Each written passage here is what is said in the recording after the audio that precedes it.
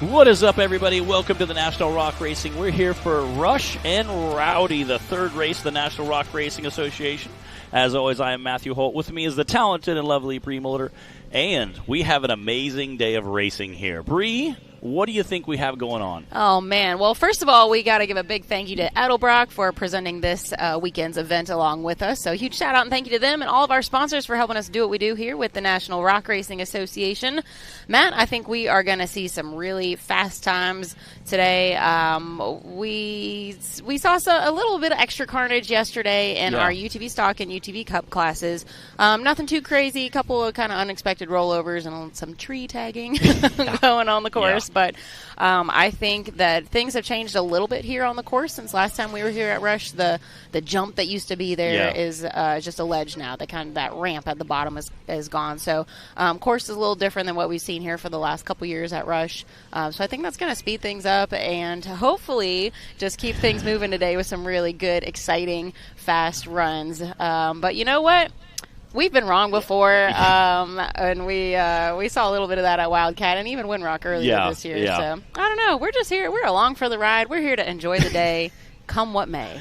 Yeah, we got some rain they're calling for, but it looks like it's getting pushed later and later today, so we should have cloudy but clear skies the rest of the day, which, again, is nice.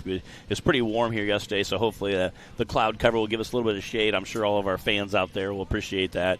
Our drivers, too. Again, you don't have the sun glaring in your eyes, as well as last year it was so stinking muddy here. It was just, mess everywhere. So the course became just crazy gnarly. Yep. I think today, having that dusty, you do have to deal with the dust a little bit. They've watered down here the bottom section a little bit, so we'll have some dust to deal with a little bit later on, which I'm sure you guys will see a little bit in the camera.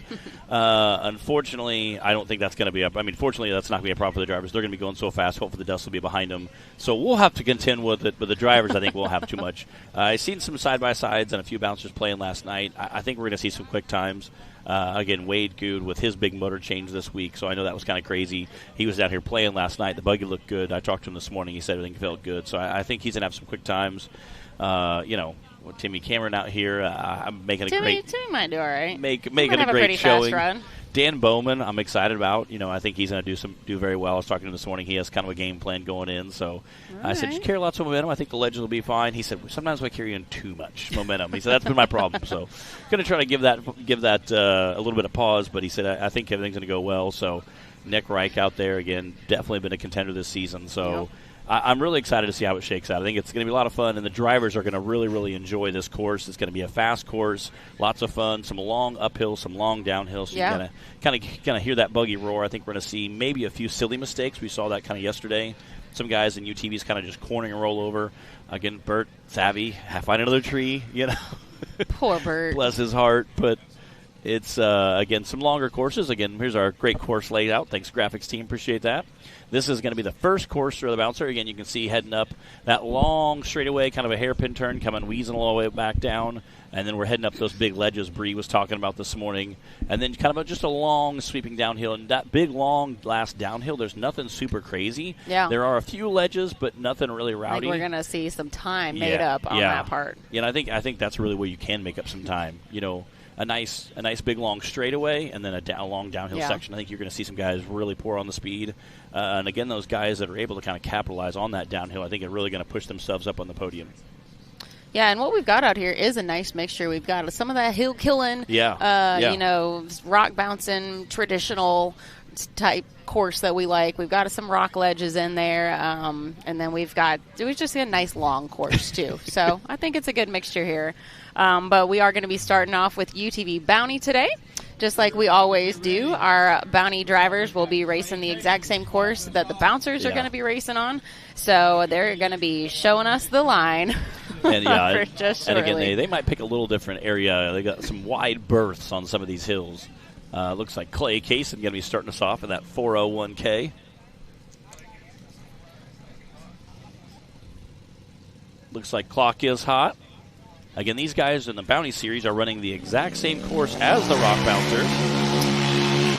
Yes, our UTV Bounty class is the most challenging that we have for these guys. These are our UTV drivers that they want to get their money's worth out of the weekend of racing. A lot of them will race in the Cup class as well and then jump in on Bounty class too. So it's always interesting to see what our Bounty class can pull out here. Yeah, and again, I really have a lot of respect for these guys because they do the same course that the big tire, big motor bouncers do, and they do it with a much smaller vehicle. So, shout out to these guys. Getting Clay Kaysen right now, making it look easy. He's pretty good at that. Those Kaysen boys know how to drive.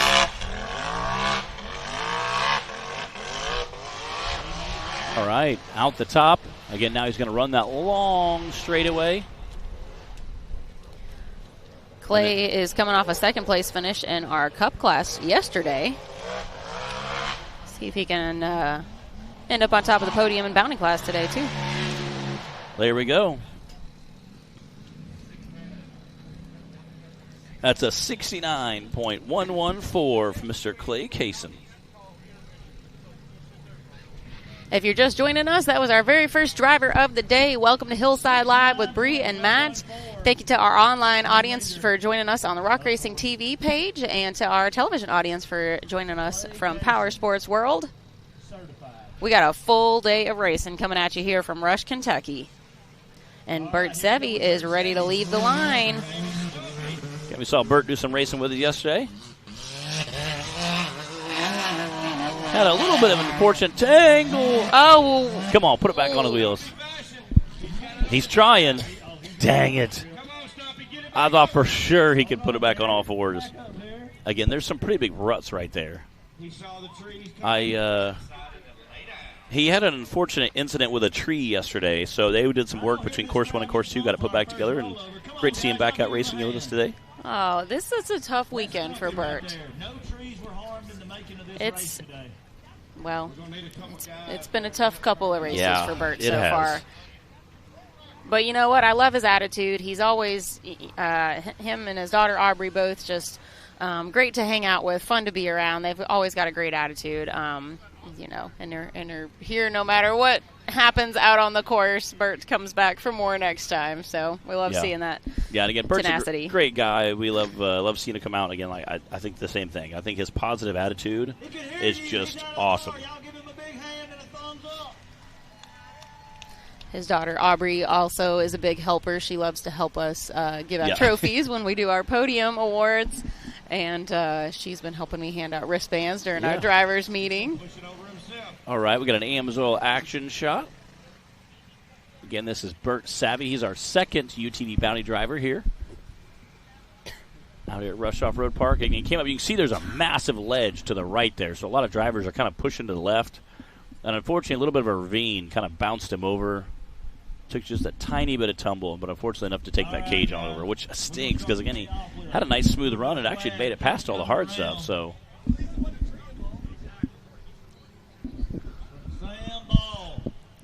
well, one thing, Matt, one positive, I guess, is that there was no tree involved this time. And it looked like a pretty easy landing, so I don't think there's any too much tore up there. So, as always, we got to give a big thank you to our recovery staff and volunteers and the park staff here at Rush for helping us keep everybody safe and keep things moving along smoothly today. Appreciate all of them. While they do continue that recovery, we are going to take a quick commercial break, and then when we come back, we'll continue that UTV Bounty racing action. This broadcast of the National Rock Racing Association is brought to you by Edelbrock, Mickey Thompson, AMSOIL, and SCS Gearboxes.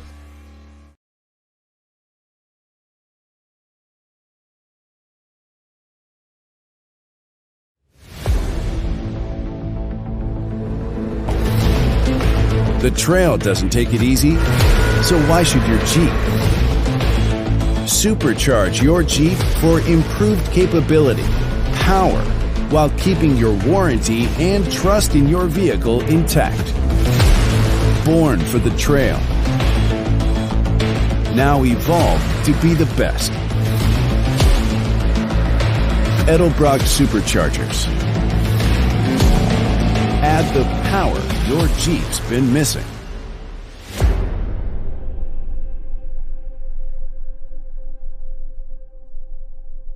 Don't let waiting in line for service sideline your machine. Eliminate the wait and save money by doing it yourself. AMSOIL makes it simple, with oil change kits that include exactly what you need in one convenient package. Choosing the right kit is also simple. Just plug your ride into the Shop by Vehicle tool at AMSOIL.com and have your kit delivered right to your door. Get the protection you demand and the performance you deserve. Order now at AMSOIL.com.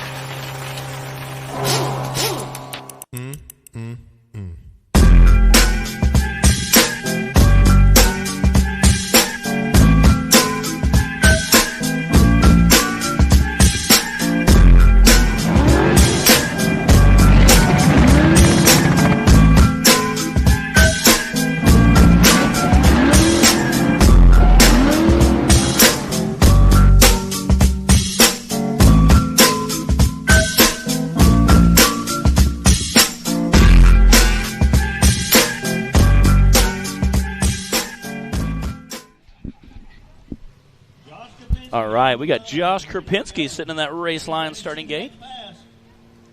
We had a lot of late entries in the bounty class. I think everybody was waiting to see how things held together after yesterday's racing. Yeah, we do have. We always have to give that little asterisk. Our bounty toll may jump drastically from initially what we draw to race day. Usually the class doubles by Saturday morning. To be like, whose stuff is still together? Josh Krupinski out on the course now. So far, Clay Kaysen, our only time with a 69.1. We are at Rush Off-Road Park in Rush, Kentucky this weekend. It's their anniversary bash weekend, too, so there's all kinds of fun stuff going on out here. Got a great crowd of spectators, some nice food trucks. There's plenty of trail riding going on, and, of course, all of this National Rock Racing action coming at you guys. Thanks for joining us on Hillside Live today.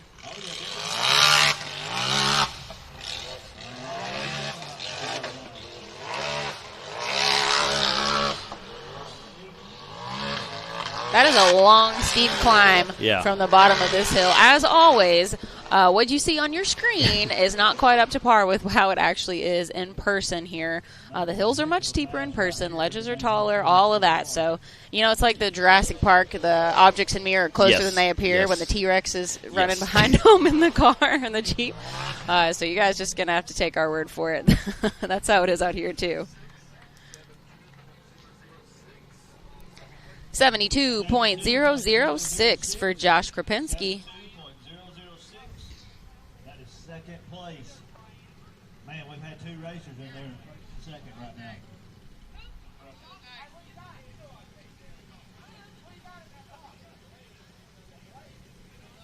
Yeah, it's always funny how our entries double for bounty on bounty day, just because everybody wants to make sure their stuff is still together. Yeah. After we're going to wait and see how Friday's racing goes first. After the Cup goes, they're like, oh, yeah, I want to race. Is that Martin Stewart on the line? Kind of looks like it.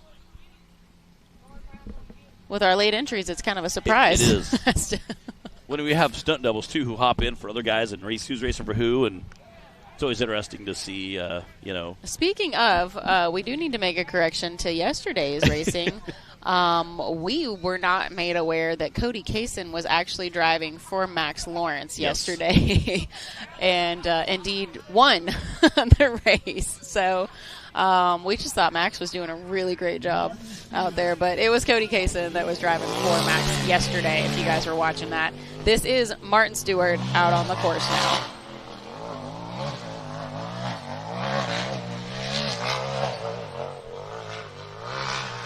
Martin's a pretty great racer. Comes from a great racing legacy. His dad, Will, did a bunch of racing with us. The old Bat Cave Customs. I'm sure you guys have all seen their cages out there. They did make a lot of razor cages. Yeah, Martin had a fifth-place finish in the Cup class yesterday. Not bad. Anytime you can end up top 5 in this crowd out here, it's a pretty good weekend. This is a tough crowd to try to break into that top 5, top 10.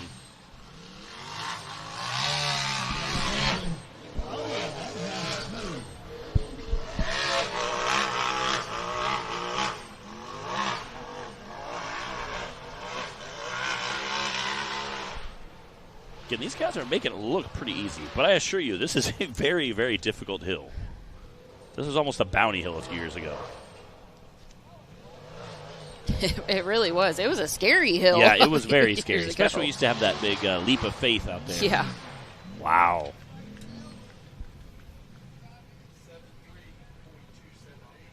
.278. That's a 73.278 for Martin Stewart. That means Clay Kaysen's still in the lead for UTV Bounty right now with that 69.1. This is course 1 for UTV Bounty. We're a handful of drivers in, not quite halfway through if you're just joining us. Max Lawrence on the line. All right, this is Max Lawrence on the line. I think it's actually Max this time. Yeah. We haven't heard otherwise. It was. We had a handful of stunt drivers yesterday. And this must be the Bounty rig. Yes.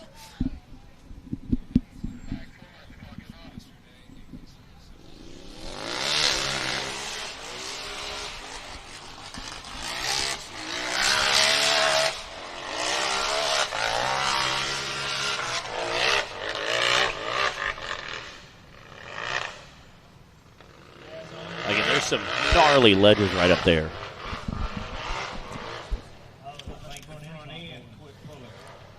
Let's see if he can rail buggy this thing.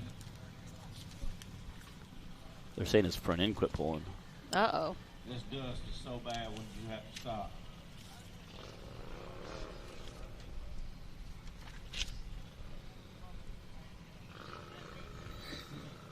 I think he's going to call. Yeah, it looks like he's turning Oh, around. man. Dang it. Issues that he wants to keep tearing up. Y'all give it up for him.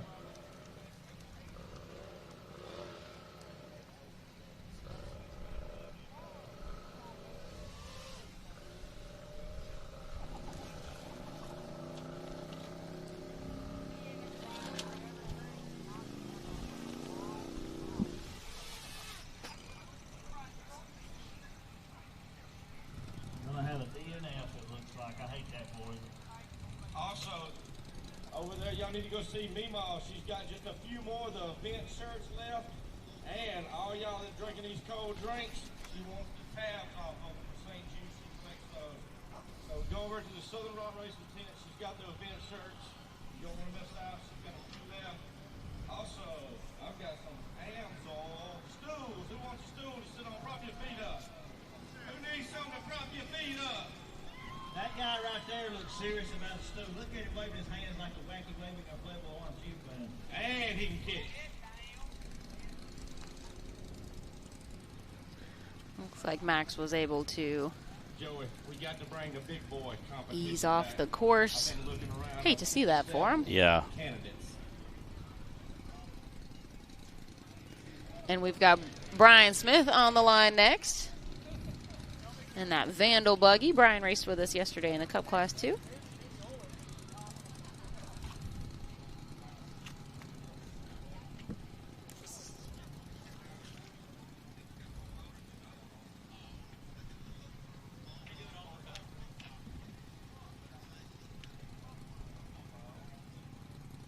Looks like they're making sure they get a course clear. Everyone else, we have to check our timers, make sure they're clear of dust and debris, mud, rocks, all the good stuff. Yeah, heavy on the clear of dust. Yeah, today it's dust. Sometimes it's mud. You never know. Nick, if you want to throw shirts out, it costs $5 a shirt for our time. Nick. We got any kid Nick Wright fans in the house? Any kids? Kids now. He's got kids shirts. She's got the mind of a 10-year-old right there. Woohoo!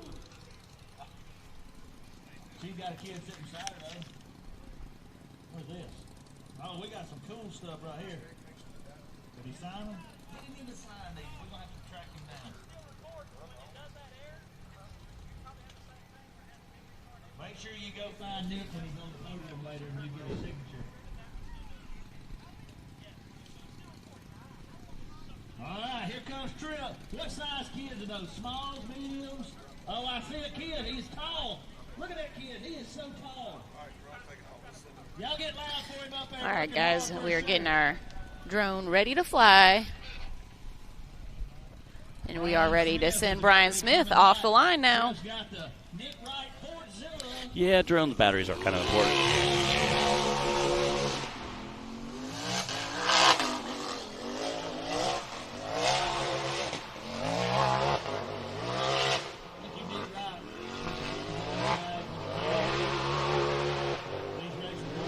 Again, just absolutely flying right up that first long hill.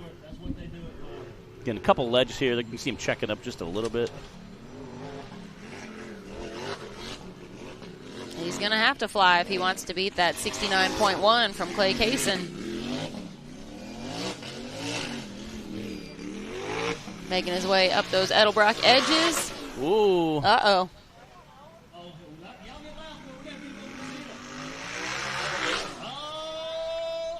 So close. He just needs a little bit more momentum, I think. This is a good shot for the perspective on how tall these edges are. Yeah. No easy feat. Some of these guys, like you said, make it look kind of easy, but it's really not. Yeah, again, had nice smooth on the second two ledges. Again, that first one has a little bit of a kick at the bottom, but kind of gets you a little bit of run to it. The ones that make it look smooth and fast and easy, I mean, it's just a testament to not just the driving skill, but also the machines and the technology and how far things have advanced, you know, in the last few years especially.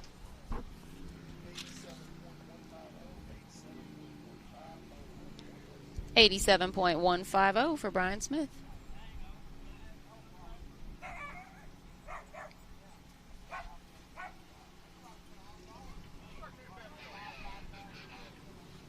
All right, we got Austin Tidwell sitting down on that race line starting gate. Just keep getting more and more. Oh, we got some sunglasses. Who's out here missing some sunglasses? Left home without them. Are those Edelbrock sunglasses? Oh, yeah. If he takes his off, you better look out now. Yeah, you can see a lot of guys hanging to that far left side of that ledge.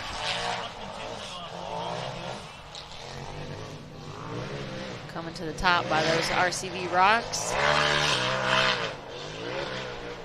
Yeah, you see a lot of the UTV drivers hanging to the far left side of that top section, too. I think you'll see some of the bouncers go more right. There are a few ledges there, but I think the quicker time is just right up that middle.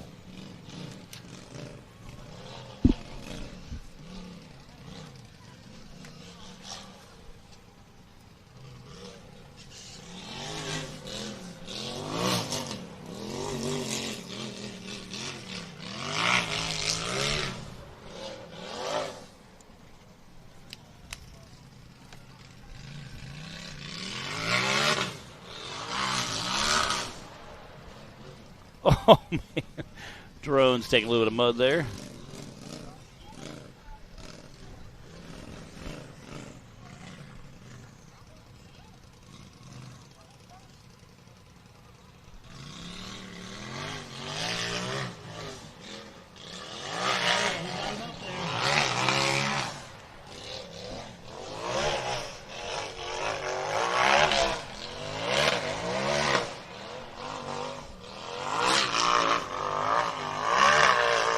Go, baby, go. Come on, Alston.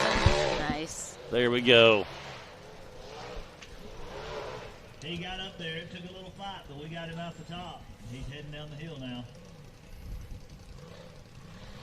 Again, you see how gnarly those ledges are right there. And it's funny because the drivers are going up and down those on this course one. There's no escaping them. There isn't. Like, you're going to see a lot of them there.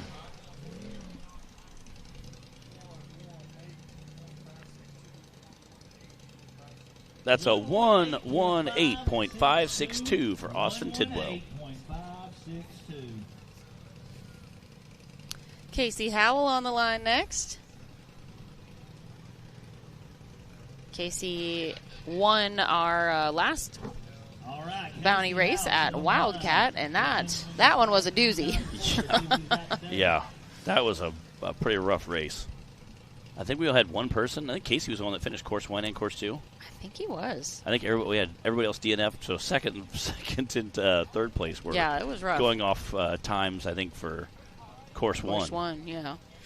Well, Casey is coming into this weekend second in points right now behind Nathaniel Bell, just 10 points behind Nathaniel Bell, and with a 144-point lead over third place. Safe to say right now the battle for Bounty is definitely between Nathaniel Bell and Casey Howell.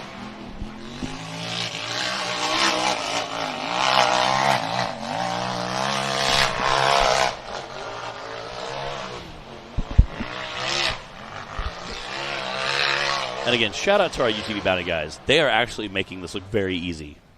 It's going to be a gnarly course for the bouncer. Again, those ledges are a little wider. On that first ledge, you can see them kind of stepping off to the left. I think you'll see the bouncers have a little bit more trouble, but Casey absolutely floating through here right now.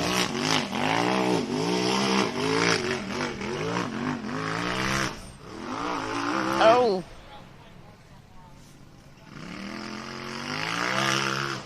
Nice. There we go.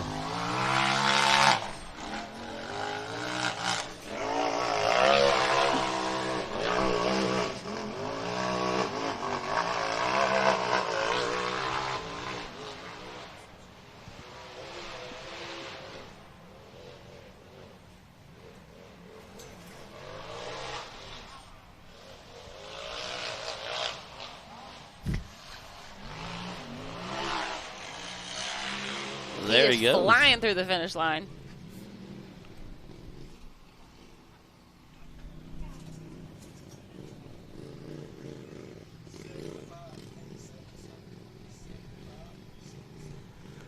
.773. That is a fourth place time right now on course 1. Clay Kaysen, our first driver out of the gate for Bounty class, and still hanging on to the fastest time with that 69.1.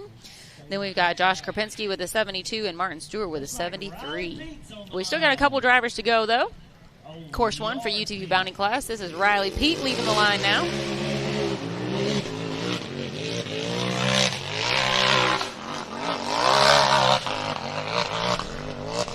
Just floating up that hill.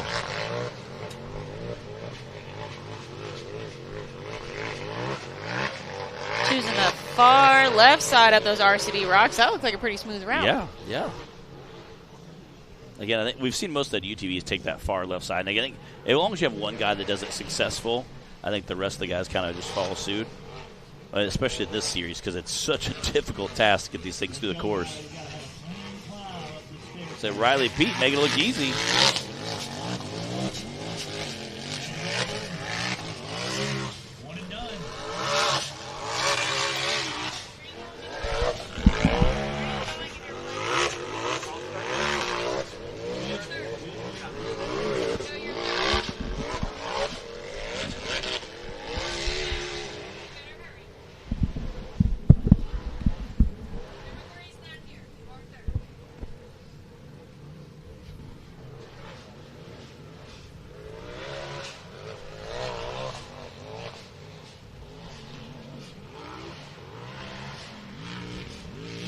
Through the finish line. There we go. Let's check that time.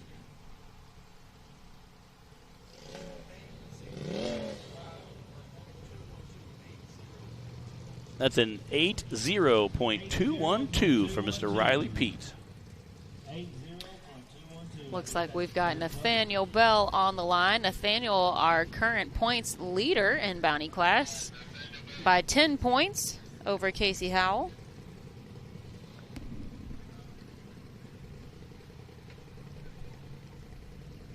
Bounty class keeping it moving quick this morning. They are. They're flying through it. If you guys are just tuning in, we've got one driver left to go after Nathaniel's run, and that'll be it for course 1 for UTV Bounty, and then we will be moving on to bouncers. We've also got our UTV teen and youth classes to run today. So we got a lot of racing to do here at Rush Off-Road Park for round 3 of the National Rock Racing Association this weekend, presented by Edelbrock. Thank you guys for joining us here on Hillside Live, both our online audience on that Rock Racing TV YouTube channel and our television audience joining us on Power Sports World.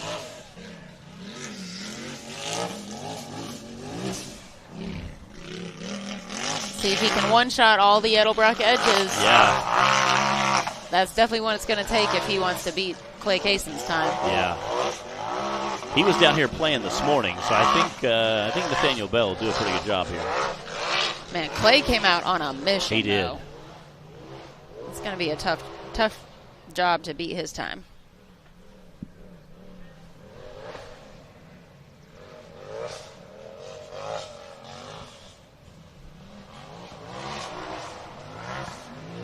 Wow. That was a quick downhill. That was fast. He was like skipping.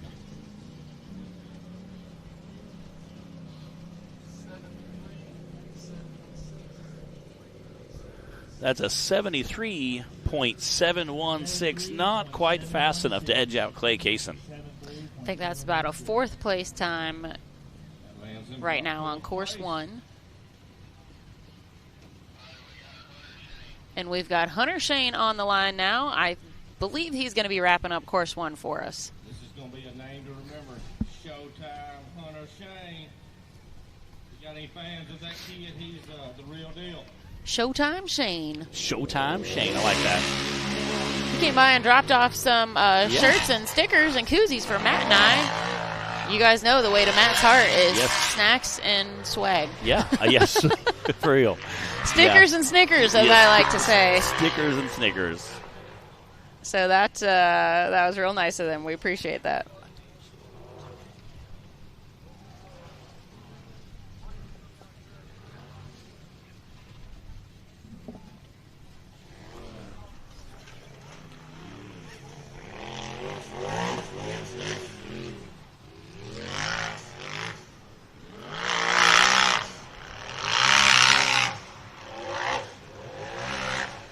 Looking good so far for Hunter.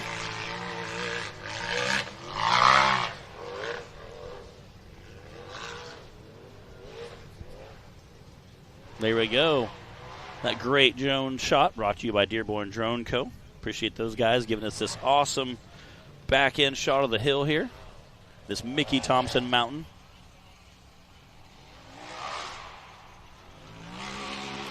Nice run.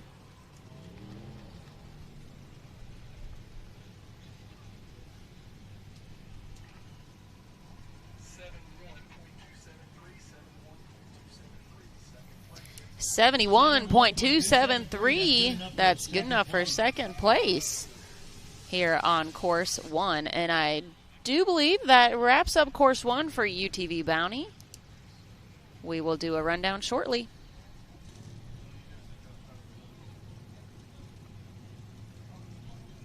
You hear our bouncers all down there getting fired up, getting ready. Our bouncer class getting ready to kick off.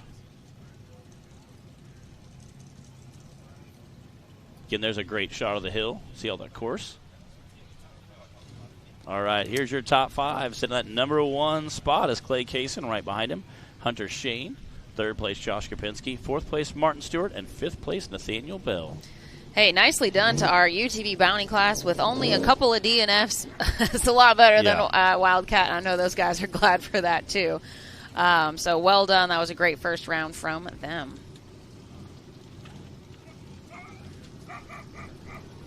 Before we kick off the bouncer class, we're going to take a quick commercial break, and then we'll be back to start sending them off the line.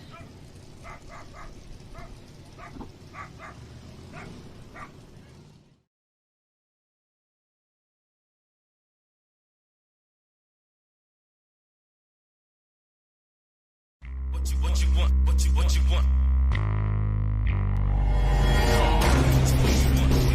No matter where your ride takes you.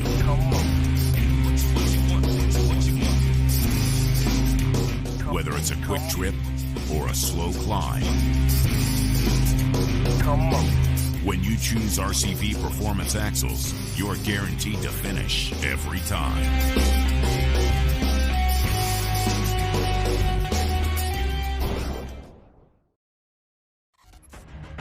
Mickey Thompson Premium Mud Terrain is on the road and full of undisputed attitude.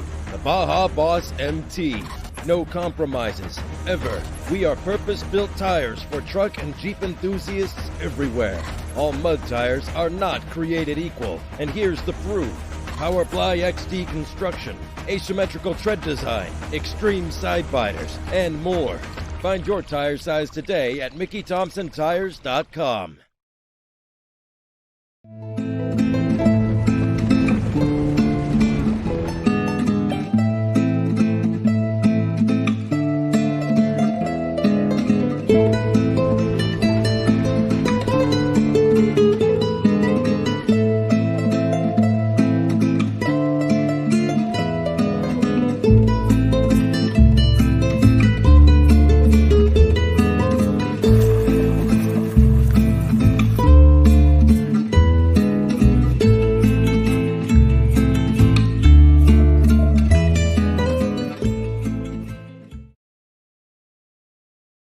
Don't let waiting in line for service sideline your machine. Eliminate the wait and save money by doing it yourself. AMSOIL makes it simple with oil change kits that include exactly what you need in one convenient package. Choosing the right kit is also simple. Just plug your ride into the Shop by Vehicle tool at AMSOIL.com and have your kit delivered right to your door. Get the protection you demand and the performance you deserve. Order now at AMSOIL.com.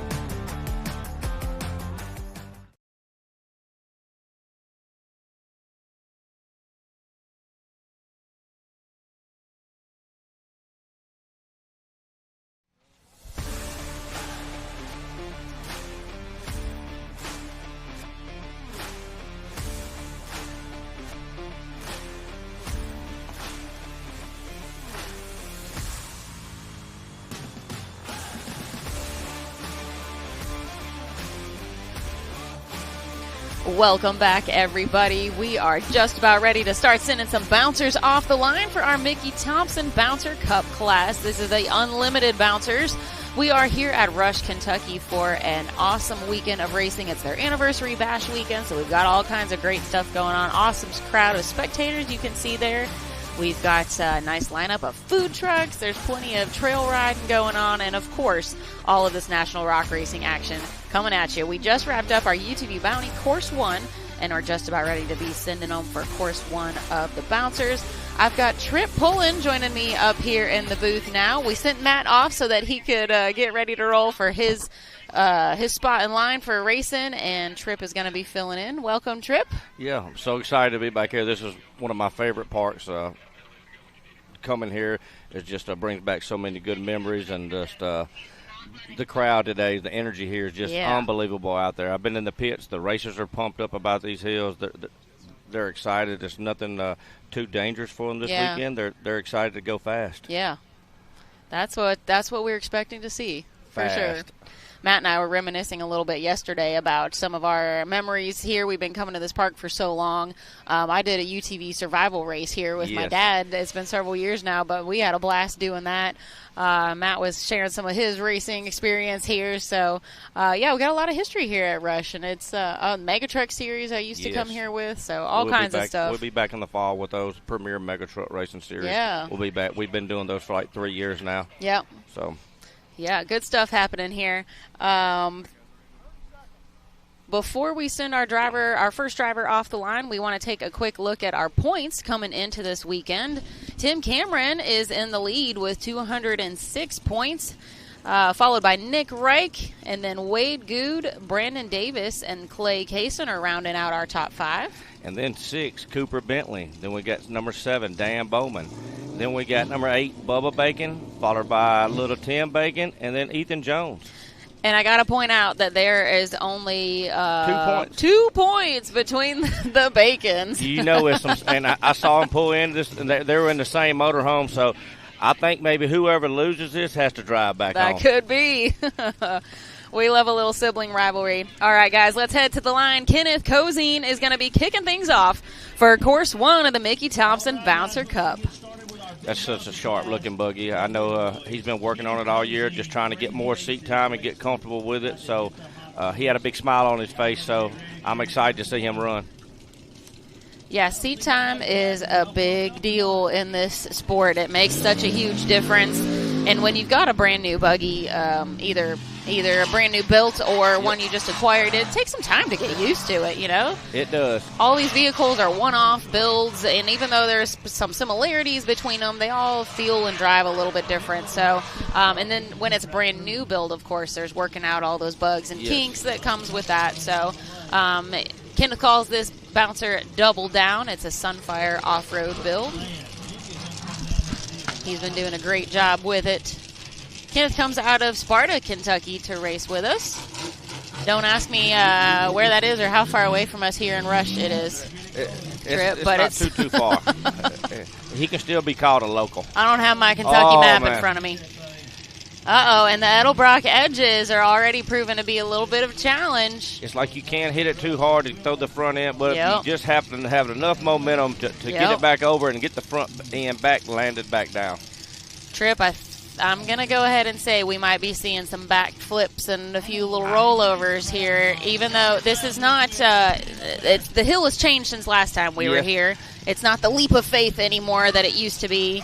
But these ledges, or the Edelbrock edges we're calling them, that's a tricky obstacle because, like you said, you don't want to just launch skyward. Nope. You definitely don't want to go over backwards. You want to keep all your tires on the ground like Kenneth was able to do. So you got to find that balance. He had to figure it out a little bit. And all these other drivers, I guarantee you, are back there in the pits looking and watching and thinking, if his does that, what's mine going to do? You know, They're trying to make calculations how hard to hit this. Well, and it's hard not to come in with it with that mindset of I want to one-shot it, so I got to have enough speed, enough momentum, and then you hit a little too hard and you're just launching towards the sky. And then him being first is, it's always that's always never a easy. little different, going first. Yep. But he's got him a good time here to start it off. That's a 1:14.877 for Kenneth Cozine, our first bouncer of the day.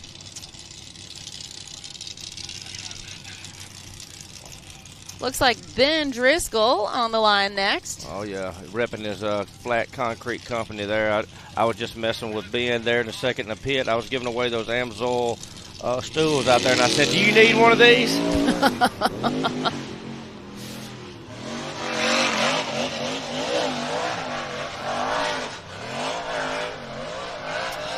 This buggy. Oh, man. They're saying the front end something's gone wrong with the front end. Who's only got rear-wheel drive. He is powering up. All right, Bree, can he make this? Can he finish the course in two-wheel drive? I don't know. I guarantee you he's going to give it a try. Well, he definitely is going to give it a try, and we have seen some crazy things happen. Speaking of crazy things happening. Oh, man, he just knocked down a tree at the top of the hill.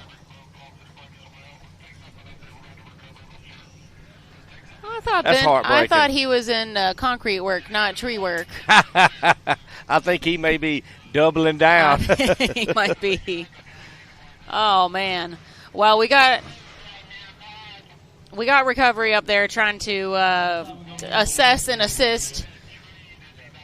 We're gonna see if we're gonna need to be able to move that tree or not, if it's gonna be out of the way for the rest of the drivers. Wow. That's a big tree he knocked down.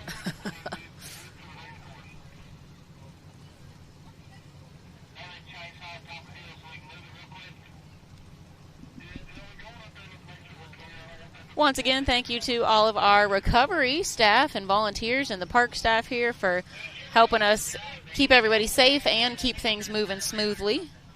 Definitely could not have an event like this without our recovery crew doing what they do. Clyde's got a huge crew here. EB always has tons of staff here. I mean, just getting – y'all have seen the drone shots out here today. The parking is just – they're packed in. Every place somebody can find a spot, they're putting a trailer or a camper. So it's just – that's one thing about this park. It never ceases to amaze me how many people pack into this place. Yes. Well, it's this 7,000 acres here at Rush with over 100 miles of trails. So there's a little something for everybody to keep them busy on the event weekends here. There's a crowd shot right there. Look at everybody having fun. And they're still coming in, and a lot of them are still out on the trails. Yes. it's like everybody's just got them parked just right. Too. Look at that. Look how they're just. Yeah, that's not a bad parking job for a wide open lot. Good job, everybody.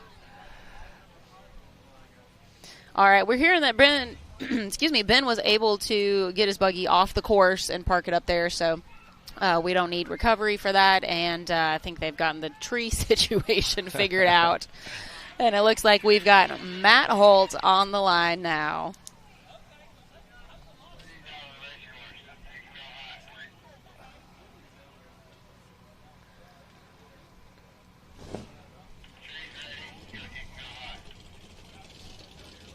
Here we go, Matt Holt, High Society Off-Road Racing.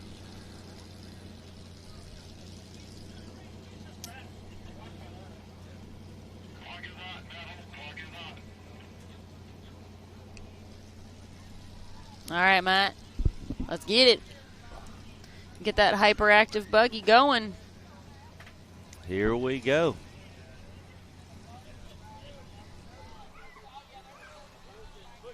Got Matt's dad down there giving him a little pep talk before he takes off.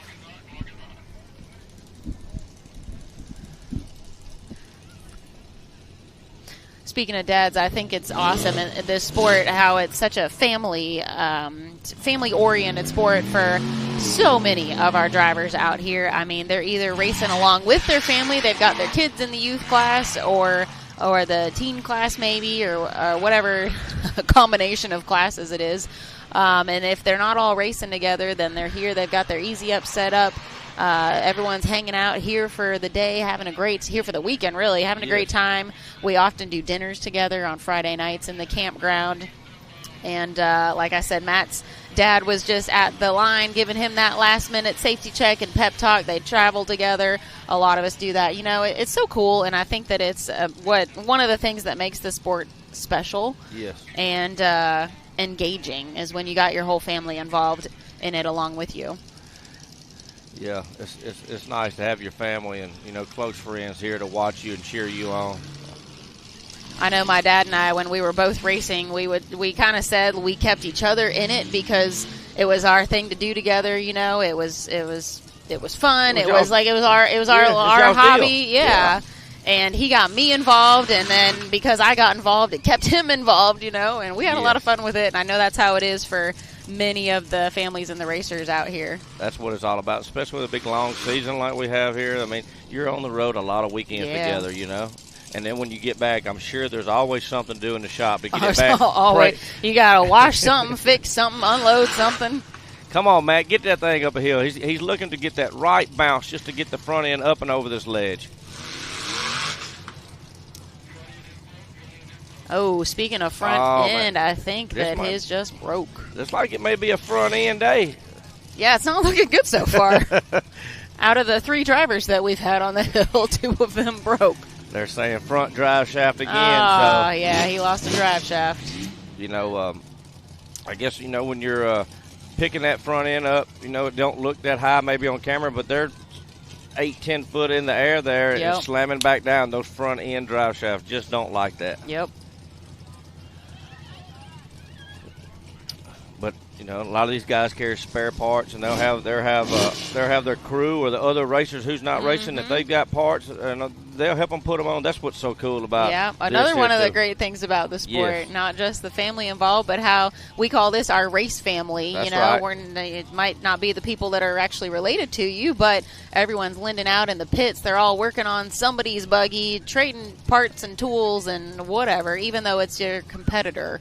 It's pretty much known. If I got it and you need it, you can get it. Yeah.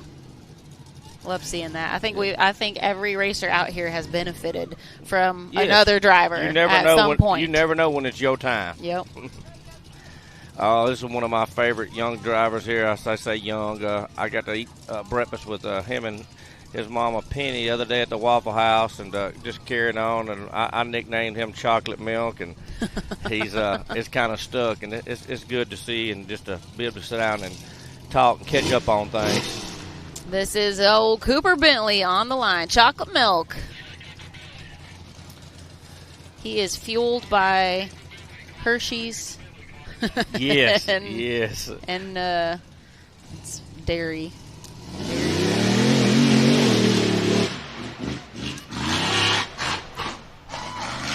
Cooper Bentley is coming into the weekend 6th in points overall with 146. He had a 4th place finish at our last event at Wildcat. Not too shabby. Cooper also did some racing in our UTV classes yesterday. And did a great job with that. He won the UTV Cup class.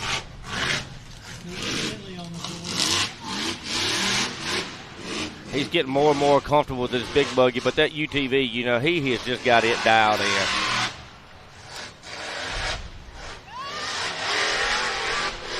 Making those Edelbrock edges look pretty easy.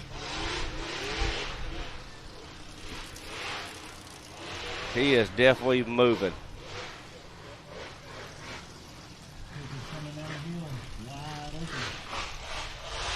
Already flying down the hill. Wow. This is going to be a fast time. He must have had his chocolate milk this morning, Trip. He had something.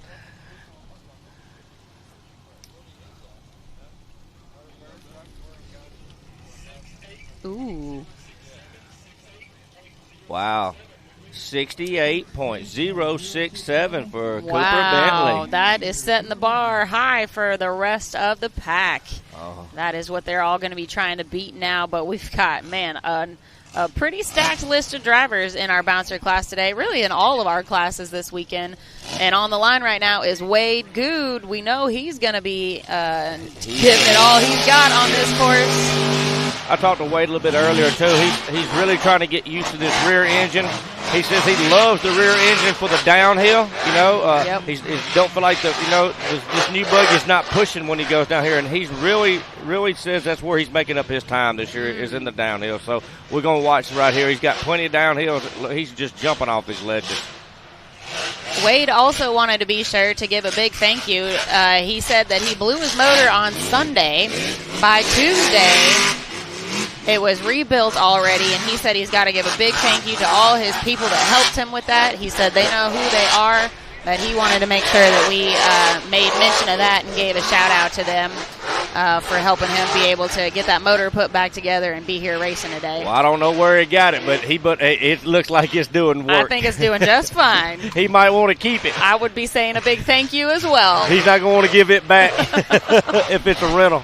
Wow, he is absolutely flying. Nice run. Let's see how it stacks up to Cooper's.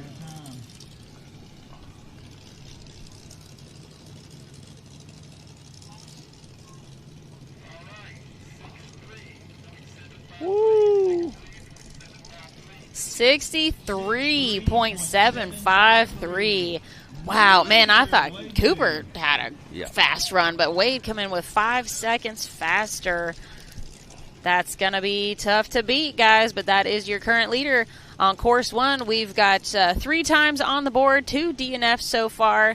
A lot of drivers still to go here for course 1 of the unlimited bouncer class here at Rush Off-Road in Kentucky. Chris Grigg on the line next. Oh, yeah. These vendors here, too, are just, I see the lines at these vendors, just people just buying all kind of merch and swag. This is the place to be this weekend. If you're anything into off-road sports, riding, racing, food trucks. Or just hanging out, food trucks. That's right. Or just hanging out with your people. Yep, this is the place to be. This breeze feels so good blowing today. It's just if the dust if we could just get a little shower just to knock it down. We might yet. They're talking about maybe one this afternoon. I know we are grateful for the breeze to blow that dust away, though, so we'll take that. We are going to take a quick commercial break, guys, before we send Chris Grigg off the line, so y'all stay tuned.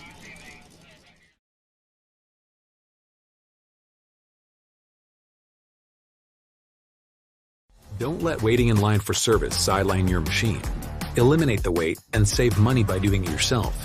AMSOIL makes it simple with oil change kits that include exactly what you need in one convenient package. Choosing the right kit is also simple. Just plug your ride into the Shop by Vehicle tool at AMSOIL.com and have your kit delivered right to your door. Get the protection you demand and the performance you deserve. Order now at AMSOIL.com. Rebirthed from the depths of Baja, Mickey Thompson Tires announces a new American mud terrain legend, the new Baja Legend MTZ. Silica reinforced T4 tread compound, Powerply 3-ply construction, improved 4-pitch side biters, proven MTZ tread styling for undisputed traction. 35 different sizes, and one is just waiting for your rig. The Baja Legend MTZ. All right, welcome back. Again, we've had some interesting racing already. What happened to Ben Driscoll? I just know he disappeared and we couldn't see him. His front end broke. Okay. And then he hit a tree. Okay. And knocked it down at the top of the hill. He's like, you know what? We don't need that stinking tree there. So it was, there was a lot. There's a lot that happened during Ben's run. Actually, I think his buggy's still parked up at the top of the hill. He just pulled it off. But very interesting chain of events there. Yeah, it was a lot that happened within 20 seconds. Yeah. Again, that's great drone footage there. You know, be like, what happened? Well, welcome back, Matt. We had Trip up here joining and filling in while you were racing. We let him go back to his other duties now. So welcome back up to the booth. And do you want to share anything with us? Yeah, broke opinion. Thomas Lair, I don't know if he races the CTC Perfection driveline, does a great job. He makes most of the drive shafts for our UTV racers, does a ton of stuff. Went over last week. I broke a drive shaft at Wildcat. Went over, took everything to him. We took it all apart, put it all back together, kind of cleaned and organized, put some new U-joints in there, got some new straps, new yoke, had everything dialed in. So naturally, we just kind of kicked that can down the road and sheared the pinion off. So, you know, it happens. So luckily, Brian Dunnigan, I think, said he gave my dad the other half of my drive shaft. So it's making its way back to the buggy somehow. So. But yeah, sheared the pinion off, unfortunately, which just sucks because that first ledge, I was really happy the way it went. Everything nice, going smooth. That little bottom, I thought it was gonna be much smoother, but it was not. Yeah, it kind of ejected me up in the air. One of those where you gotta find it just the right sweet spot. Yeah. Otherwise, Trip and I were talking about how you either just gonna launch up skyward and you know having to keep back up and try again, or you're gonna slap down. Yeah, it felt kind of inverted there for a second, so I was like, we need to bring this front end back down. Oh, it came down all right. It did. So, yeah, it's a good run. I'd say it's fun. It's, you know, and that's a fun line there because dirt really isn't going to usually tear too much up. So you kind of have a good time. Like I said, we watched Wade last night. You know, kind of come up to it, and he had a nice smooth run. So it didn't look too difficult. Again, we saw our UTV guys. They have a little bit smaller wheelbase, so kind of have a little more time to kind of air out and drop down. So I was kind of surprised the buggy shot me that higher in the air. But yeah, you know, that's racing sometimes. That's racing. Definitely been an interesting day so far. Weird things. Like I said, Ben Driscoll hitting a tree. Yeah. You know, I'm not sure. Like I said, again, he must have lost steering or something. Yeah. Okay. Oh, Taylor was giving feedback, but it was to the other members of our team. Wade had a nice smooth run there. He sure did. Nice fast run. Yeah, I'll say, what's fast time right now? 63 from wow. Wade. Yeah. We got Chris Grigg on the line. I think we are about ready to send him.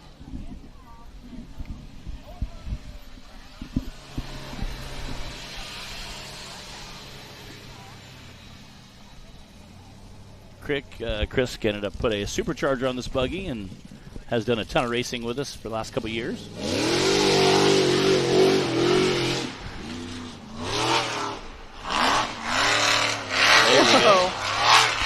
We've seen him definitely do some acrobatics in this buggy as well. We sure have.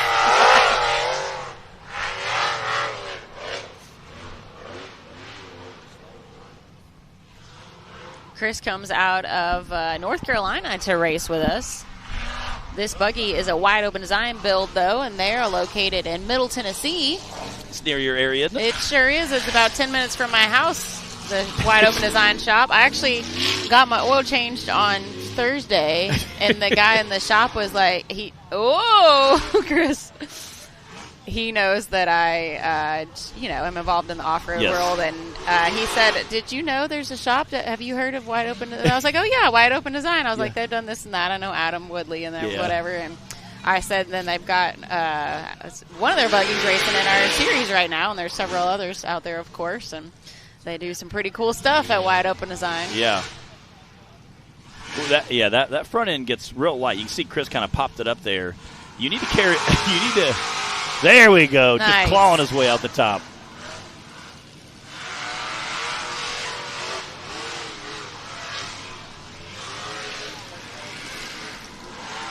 There we go. Just bouncing through that finish line, or bouncing through the top of that hill. He's almost to the finish line. He got a pretty good pace going.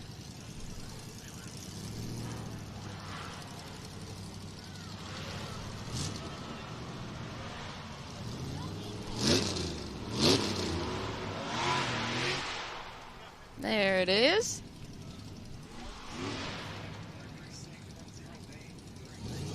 .336 for Chris Gregg. Good job, Chris.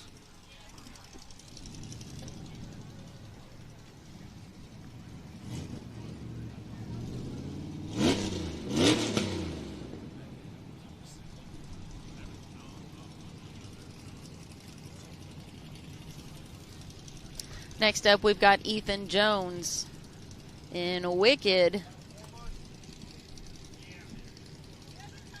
We've got another Jones racing with us today also, little Emma Jones. Oh, yeah, that's right. In our youth class. Very cool. I seen we had a handful of family racers down there this morning with their race suits on. Yeah, Tripp and I were talking about how that's one of the cool aspects of the sport is how it's so much family involvement, and either they're in different race classes, you know, youth and UTV, bouncer, whatever, or they're here hanging out under the easy up, chilling with the cooler and the snacks, and along for the ride for the weekend to hang out. So definitely one of the things that we love about this sport.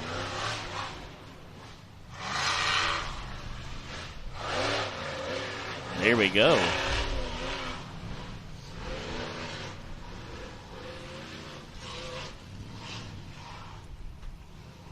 Whip it around those corners. It looks foggy on the Mickey Thompson Mountain today, but it's not actually, guys. That's the dust. That's just a little dust. Little dustaroo out there. Luckily, we've got a nice breeze helping move it along, so it's not... Ooh! Oh! It's not lingering too long. Let's see if we can get him up there. Oh, man, that thing's jumping. This is one you can definitely go back and watch your run versus watching the guys who did it really fast and kind of get that suspension kind of dialed in. Yeah. You can see that front end just riding straight up there. I know what we got to do. We got to get him loud. Everybody, cheer him on. And then when you do make it up these edges, it's like, why didn't I do that to begin with? Yeah. like that right there. Ethan's probably like, why didn't I just do that to start with? Takes a little minute, though, to find your line.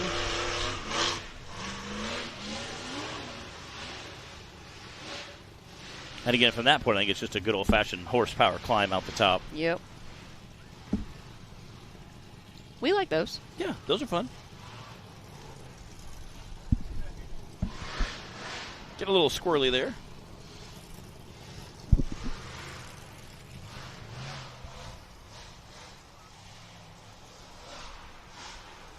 There we go.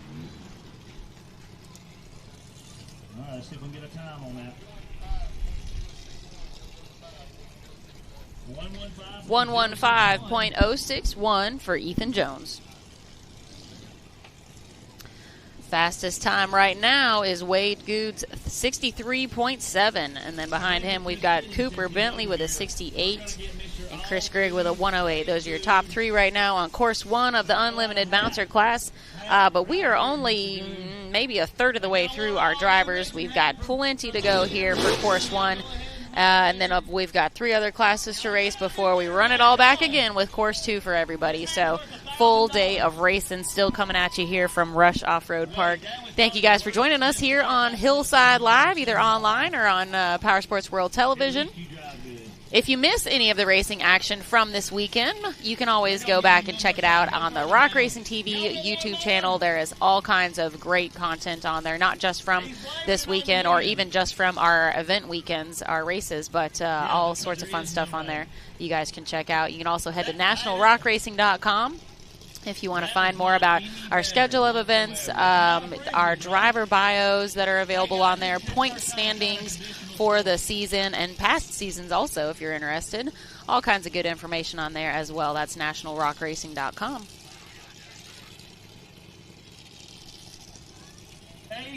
Jay Stewart's in the race line starting gate now. This is a new Fortitude buggy he brought out the end of last year. Jay was our featured driver yesterday for Featured Driver Friday. He raced in the UTV stock class.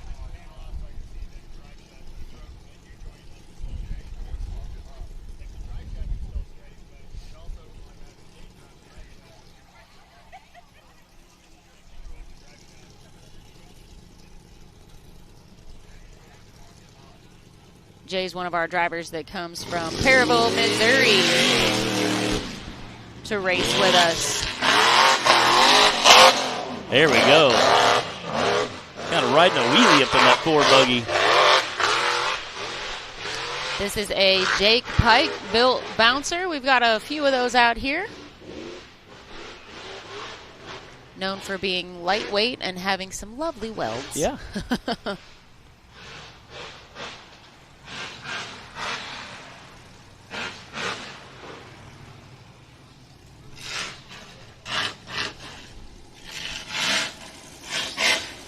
I see caution. I was like, what's he dragging along with him?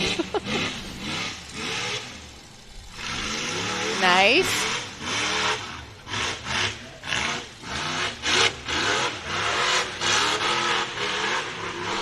Hey, that was a great smooth run up those Edelbrock edges.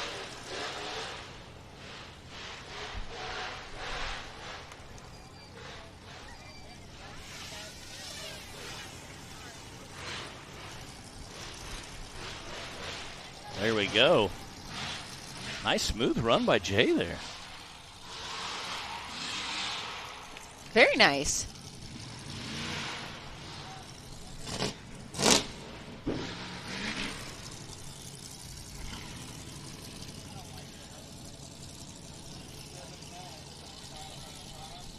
That's a 79.555 from Mr. Jay Stewart's. And that is currently a third place time right now on course 1. We're used to seeing sometimes a little more rowdy side of Jay when he's in the bouncer. But that was a very calm and collected run that he just made. Very calm, very cool, very nice, smooth run. Again, it's we've seen Jay not make it before, have an issue with something, whether it be the buggy or the course, and kind of get out there and get rowdy with it. I'll never forget him at West Virginia, getting caught on that rock and just revving it to the moon. Trying to wiggle the buggy up the rock, doing everything he could, wiggle the tires, trying to get off there.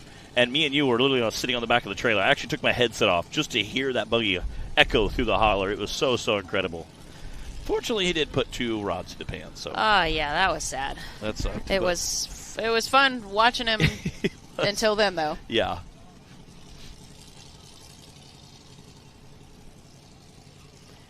We've got Dan Bowman on the line next. We're double checking since Jay did come down flying some caution tape off this chassis. We're double checking to see where that came from and if that needs to be replaced.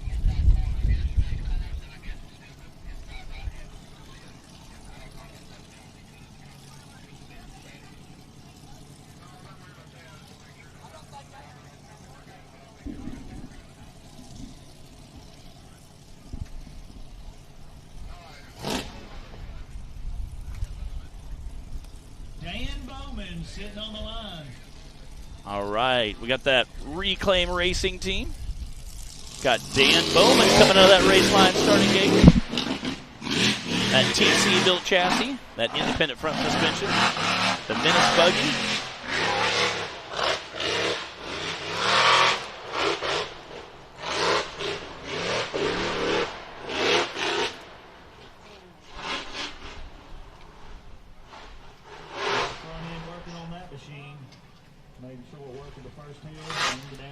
Dan doing an awesome job, making a nice smooth run here.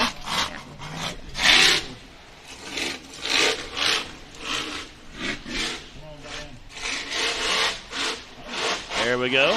Get up there.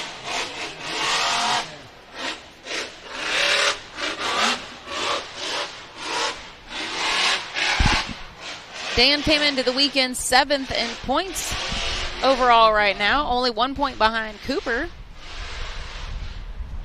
Not a bad place to be for a third of the way through the season. Real.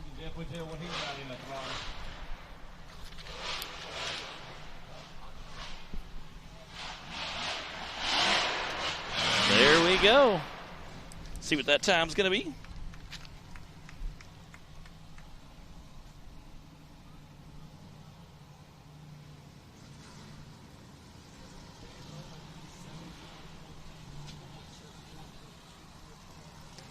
.204. That's a third place time right now. Blake Harity up next in 100 shots. I like when Justin's giving us, the drivers' names and stuff, and he cues up his mic, and you can hear the buggy just ripping in the background.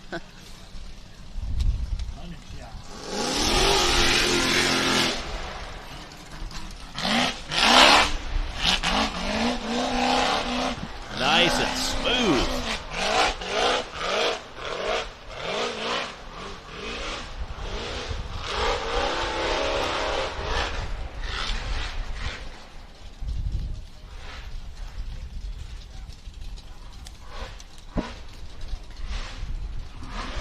All right, can 100 shots one shot the Edelbrock edges?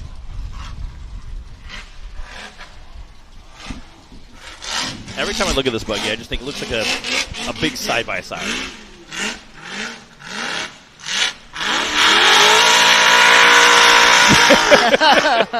I love it. He said, yes, I'm one-shotting it. Whatever it takes. He just matted the gas and climbed right out. That is awesome. Horsepower can fix a lot of things, Matt. It really can. It really can. Solve a lot of problems. It can. It can cause a lot of problems. It's so true. Again, Blake Harity luckily used it to his advantage today, but yes, it could also get you in a lot of trouble as well.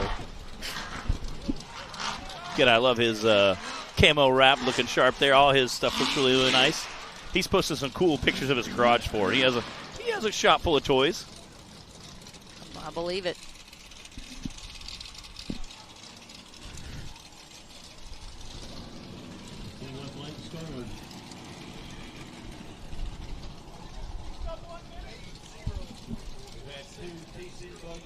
That's an 80.446 from Mr. Blake Heckley. Blake Harity. Blake Harity, sorry. You'll be seeing Blake Heckley running later today in the youth class. He was ripping it. Yeah, Blake Heckley is who I got to co-drive for last night. Did some go-kart racing here, which is always a good time. All right, we got Mr. Tim Cameron sitting in that race line starting gate. All right, the time to beat right now is a 63.7 from Wade Jude. Let's see what Timmy can do about it. Timmy's coming into the weekend leading in points with a 34-point lead over second place Nick Reich right now.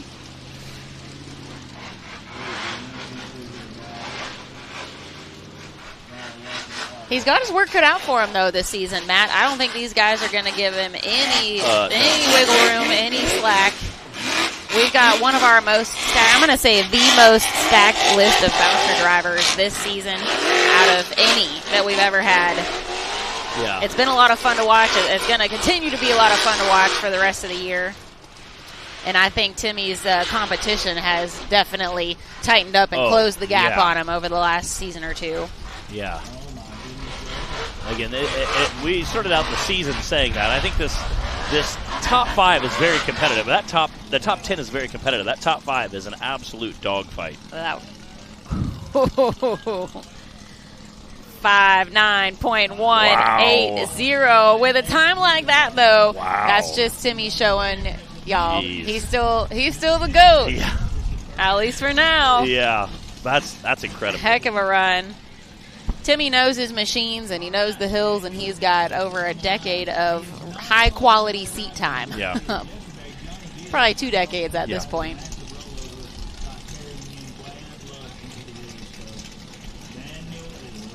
That's Daniel Heckley on the line now. Matt mentioned we had some fun go-kart racing last night. The Heckleys were part of that. Matt drove with Blake. I drove with Dallas. It was a blast. We had Daniel in a go-kart, the Hobacks.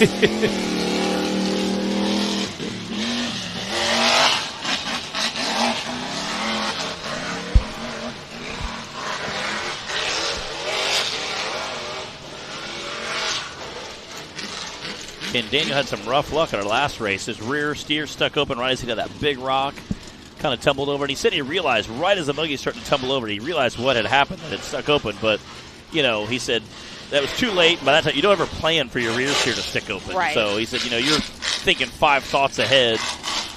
But and then all of a sudden you're spinning in a circle. Yeah.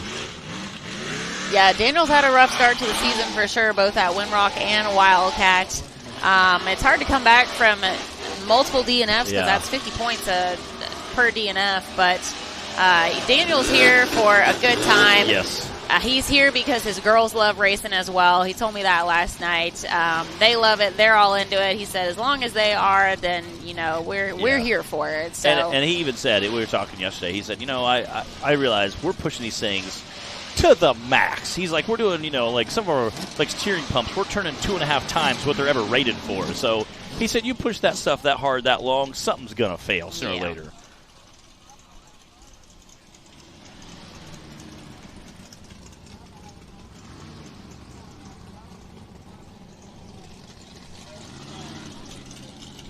That's a 75.749 for Mr. Daniel Heckler. Good enough for 5th place right now. But this next guy is definitely going to try to upset the apple cart, Mr. Little Tim Bacon. And I feel bad calling him Little Tim Bacon because he is a very, very sturdy man. If you go to shake his hand, it's like a bear claw, and it'll just crush you. Like he's definitely a man's man. I do want to note that both Bubba Bacon and Tim Bacon are only 2 points apart right now. 8th and 9th place coming into this weekend. That definitely comes up with the supper table, I'm sure. I know it does with my family, and my brother raced like a handful of times, so it's definitely a good time. Let's go. Until they move through the start line, I don't know which chicken it is, but I'll tell you as soon as I see it.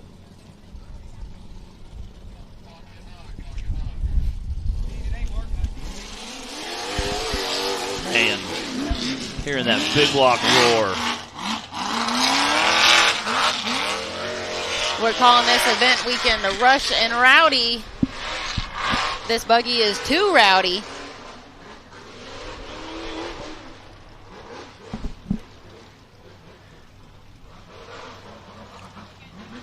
And he likes to get too rowdy, if you will. Yeah, this is an awesome buggy. Tim and his brother Bubba are building these chassis. A40spline.com. They got some more in the works. Again, you can see that front end just kind of popping up there. Look, I bet he tries to climb out the top. Oh, so close. Again, hearing all those horsepowers roar. Very, very cool to see.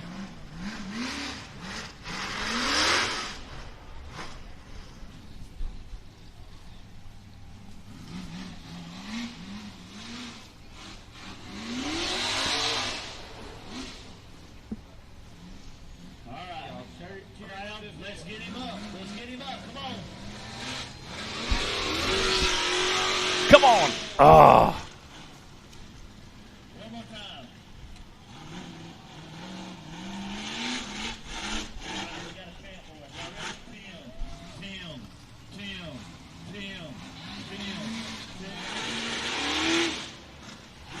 Maybe he can go out that left side. It looks like he's about to do it. Go more left. He's centered up. Oh my gosh, this hill's getting worse and worse. He is ripping it up there. He's definitely knocking a little off the top for the next guy. He is. By the end of the day, this is going to be an absolute highway probably, but It's definitely not right now, though, because we know what Tim can do in this buggy. One big cheer. And if it's giving him this much trouble, then that's a good reminder of how difficult this obstacle actually is. He found him a little spot. It looks like he's tried out.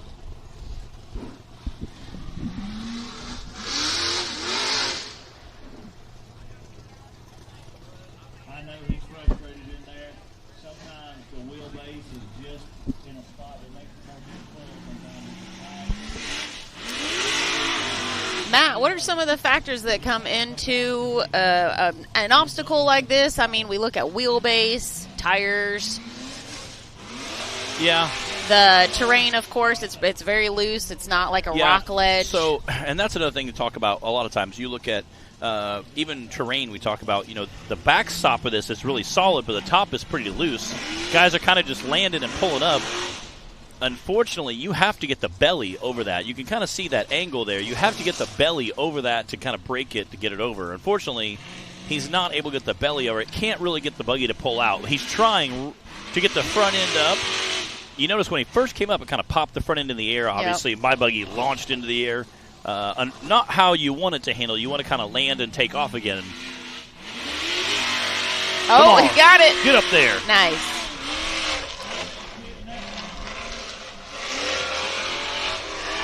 Finally got those tires to dig in. Yeah.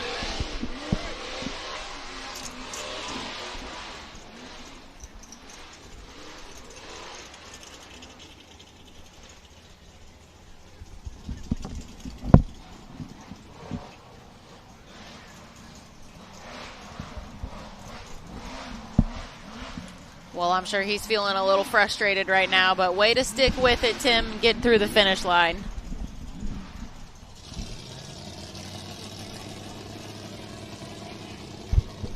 .243.281 for Tim Bacon.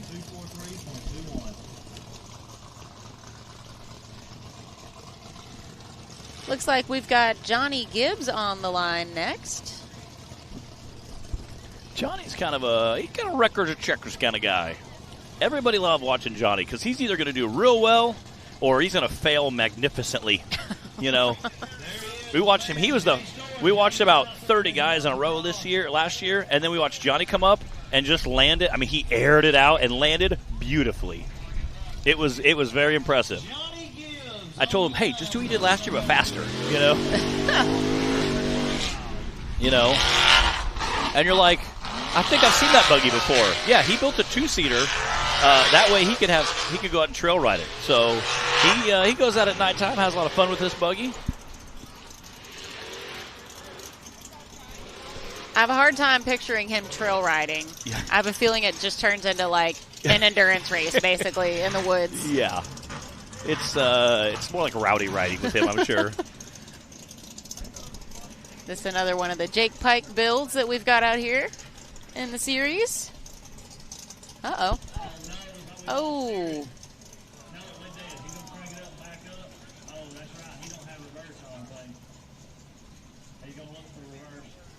It doesn't sound like the buggy's on.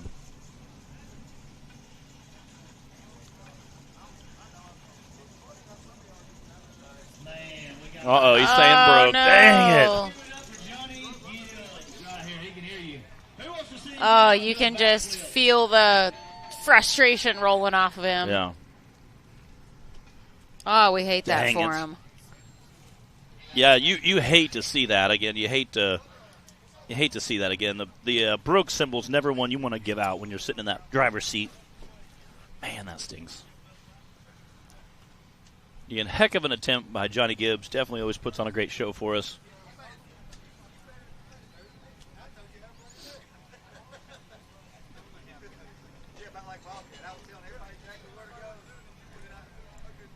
Johnny always kind of races full tilt, so the fact he can't get around and give it a. There's no kinda. He does. Yeah, he definitely gets out there and lays it down. So that's super unfortunate. And Johnny's such a great guy. He's helped everybody work on stuff. He's always in the pits goofing around, having fun.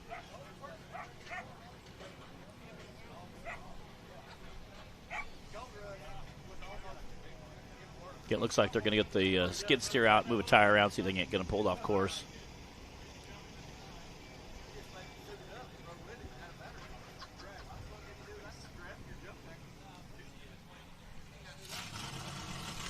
Well, sounds like they got fired back up. Oh, I got a flat, too. Stink.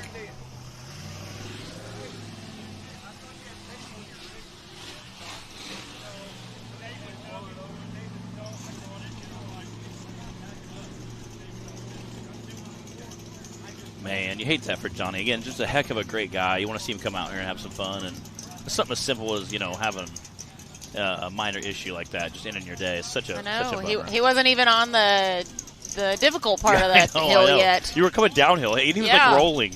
It just rolled to a stop. Dang Extra it. disappointing. That's such a bummer.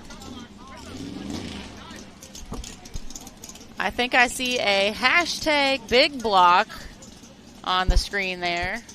Yeah. We know what that means, Matt. We got another Bacon rolling up to the line. Bubba Bacon I feel like he's is ready for his chance on this course. He's like the hashtag biggest block, I think. Yeah. Just such a big, big motor. And again, I know he was watching his brother race, trying to get a good feel for it.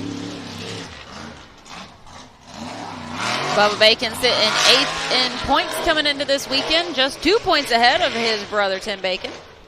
Again, 638 cubic inch big block. I mean, just an absolute motor. We have to note, too, Bubba took a, 5-year hiatus? A little bit. Which is crazy to me that it was that long, Yeah. because it did not seem that long. But had, other life priorities in that time, and then was able to build this buggy and come back and join us this season. We love having him back out here. Yeah, you can see how abrupt that is.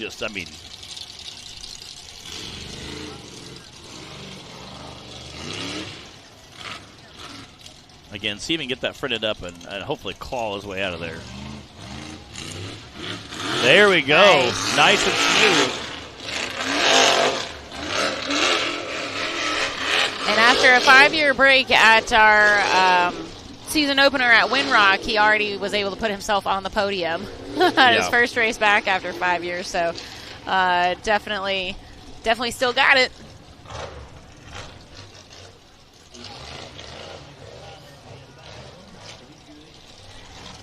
Did take a little tumble at our last race at Wildcat. There we go. See what Glad that time's to see going him to be. back out here and through the finish line.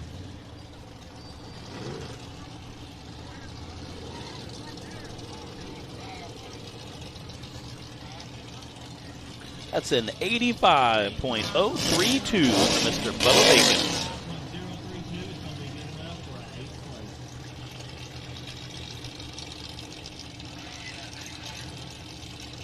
All right. We got another Ford buggy out there, Mr. Nick Reich.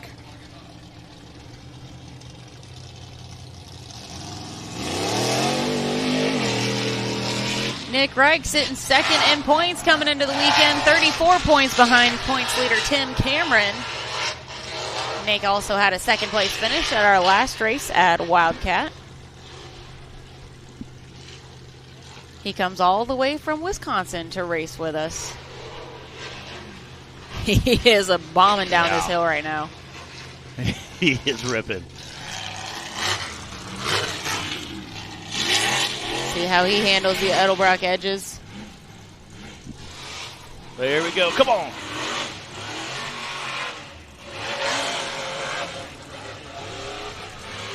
Nicely done. Our third Jake Pike built buggy on the hill so far today. Wow, he is ripping downhill too.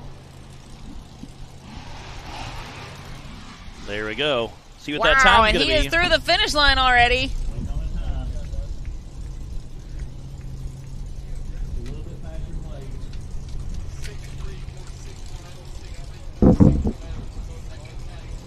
.63610. That is a second place time right now on course one. Guys, we got to take a look at this, though. Nick just put down a 63.6. And remember, Wade's time was a 63.7. Wow. What the heck? A tenth of a second.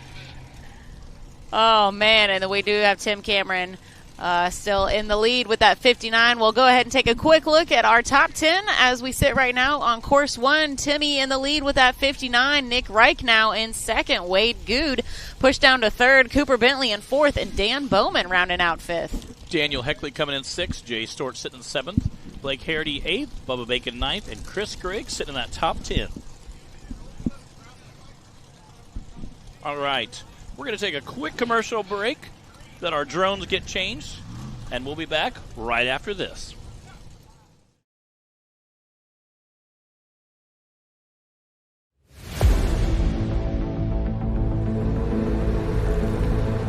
Jeeps are crafted, designed, and built for off-road. But what if you give them more power, torque, capability? Edelbrock's newest supercharger system for JL, JT, and JK Jeeps gives you the edge you've been looking for. The trail doesn't take it easy, so why should your Jeep? Supercharge your Jeep for improved capability, power, while keeping your warranty and trust in your vehicle intact. Born for the trail. Now evolved to be the best. Edelbrock Superchargers. Add the power your Jeep's been missing.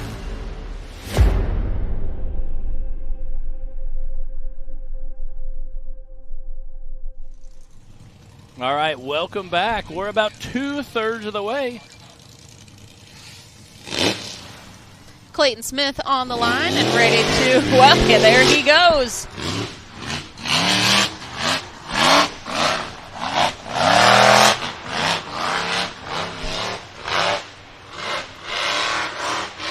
Clayton Smith back racing with us after a bad tumble last season. It ended his season with an injury, and he had a long road of recovery.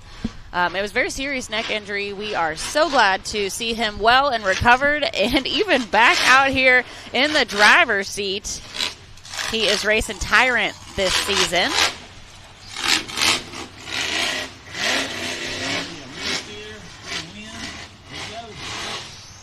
Ooh, there you go. Oh, so close.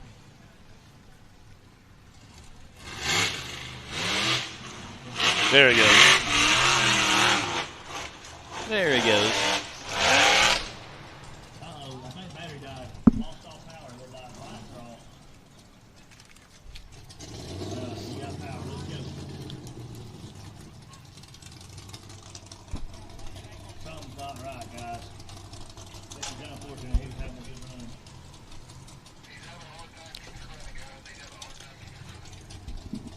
So it seems like he's having a hard time keeping it running. Yeah, I'm not sure if it's an electrical issue or what. Ah, what a bummer after making it up the Edelbrock edges. The worst of the course was behind him, or is behind him already. Yeah. If he can get the buggy fired up. Yeah. Oh man, they're saying something's wrong with it, so he's definitely going to be a DNF for this course, which stinks.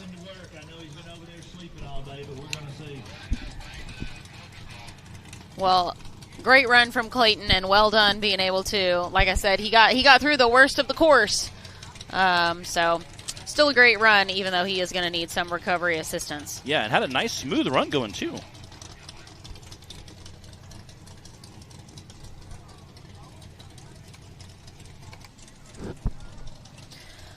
We're trying to figure out the best way to recover him right now, since he's right in the middle of the hillside.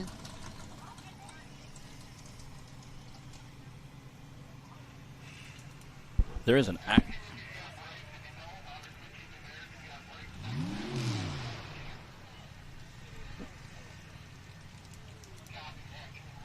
So we're either going to send him down the hill, as long as he's got brakes still, or we will tow him out the top.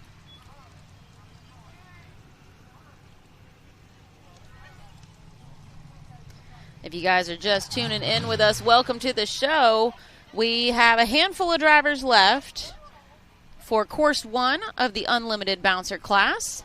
And then we'll be moving on to our limited bouncers. Then we've got our UTV teen and our UTV youth classes. And then, of course, we got to run it back for round 2 for everybody. So we got a lot of racing still coming at you today. They're saying it's not rolling now, so not sure.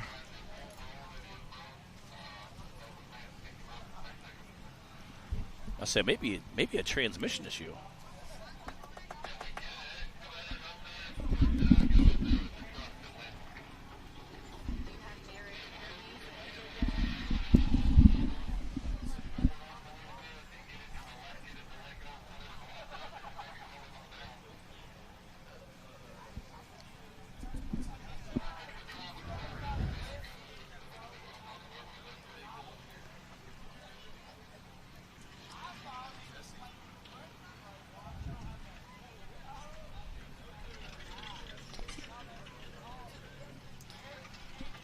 All right, we are going to let them continue this recovery process. It looks like it might be a little bit lengthy. Yeah. So in the meantime, as this was pretty much a dang it moment for Clayton, we thought that we would show you this little video in honor of that. So we're going to roll that. You guys enjoy this. Dang it. Dang it. Dang it. Dang it. Dang it. Dang it. Ooh, I think he whipped around too hard. Oh, dang it.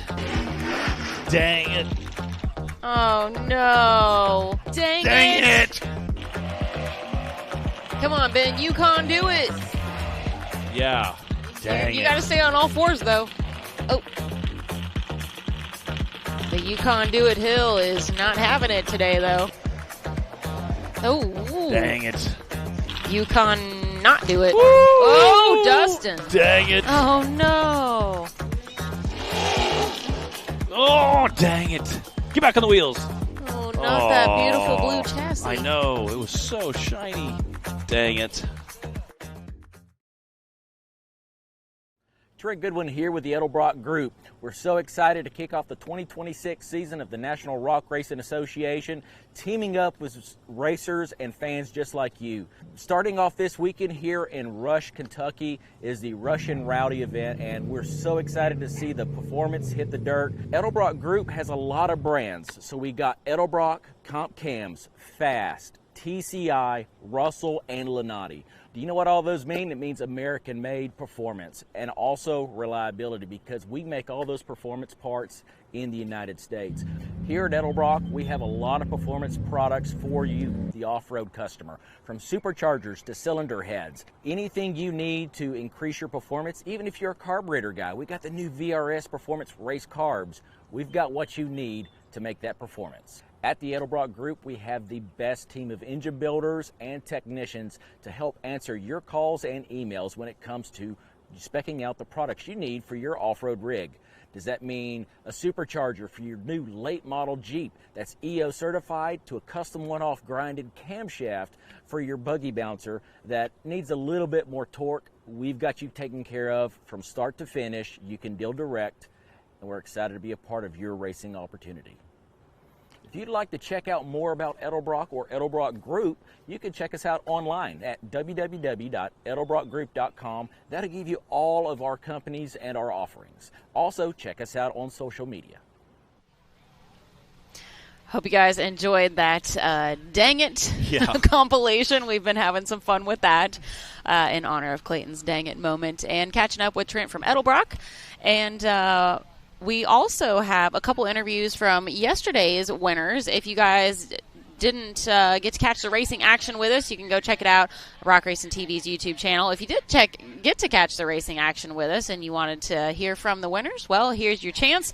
We've got Cooper Bentley and Cody Kaysen from our UTV Cup and stock classes, and we caught up with them to just chat a little bit after the races, so we'll check those out now. What's up, everybody? I've got Cody Kaysen here with me. Cody, you filled in as a stunt driver today for Max Lawrence in the stock class. Tell us a little bit about what your day of racing was like and what got you on top of the podium. It's been a long day. I've raced Max's full body X3 in the stock class, and I raced my own in the unlimited class. So it's kind of hard. I had to memorized 3 total courses, not forget them all. So it's been a full, eventful day of study, go out there and run, come back and study more. Anything else that you've got going on? Any shout-outs that you want to give?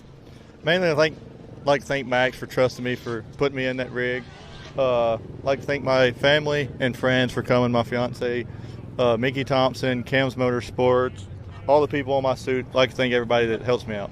What is up, everybody? I am Matthew Ohl here with Brantley Havens, who's 14 years old and decided not to race the teen class, but bump up and race stock, which is the big bad boys here. What was the deciding factor to make that decision? So in 2024, I raced my first year of stock, and I loved the courses. I loved how fast it was. I loved how competitive it is. And then when I jumped up to teen, I loved it. I loved the courses, but I wanted something bigger and better. So I wanted to go to stock, and I just wanted to compete with the big dog. It's been on my bucket list to be able to compete with them, and I'm pretty proud of myself for this weekend coming in 3rd place in the big boys class. It definitely was not muddy, very dusty, but it was a good time, good courses, very fast, and buggy held together great. Huge thanks to Max Offroad. He come in between races and helped me do a little bolt checking and change a few things around, and it ran much better on hill too. So awesome. Again, great job so far today. Sitting in that number 1 spot definitely makes you great. What's your plan looking down the road? We're about a third of the way through the season. Yes, sir. I've had a DNF hill 2 of the first race, so I'm just trying to come back. Going to try to keep on chipping away when I can, and hopefully be there if somebody messes up. All right. Thank you so much. Again, it was awesome to see those guys get interviewed, especially Brantley Havens. Being 14 years old, racing the stock class, and then went on the podium, very, very impressive and very cool to see. Yeah, he did a great job yesterday. Yeah, it's. I know we got a recovery still going on behind us. We do. We've still got a buggy on the course. A little bit of a tricky recovery situation there, but it looks like they're making some progress now. Yeah, I heard them on the radio while we were taking that quick commercial break that they said if we're going to move it entirely, we got to pull the drive shaft. So I think they're trying to get off as much as possible, and then I think they'll probably get some tools to pull the drive shaft out. So he must have locked something up in a differential maybe, or broke a drive shaft.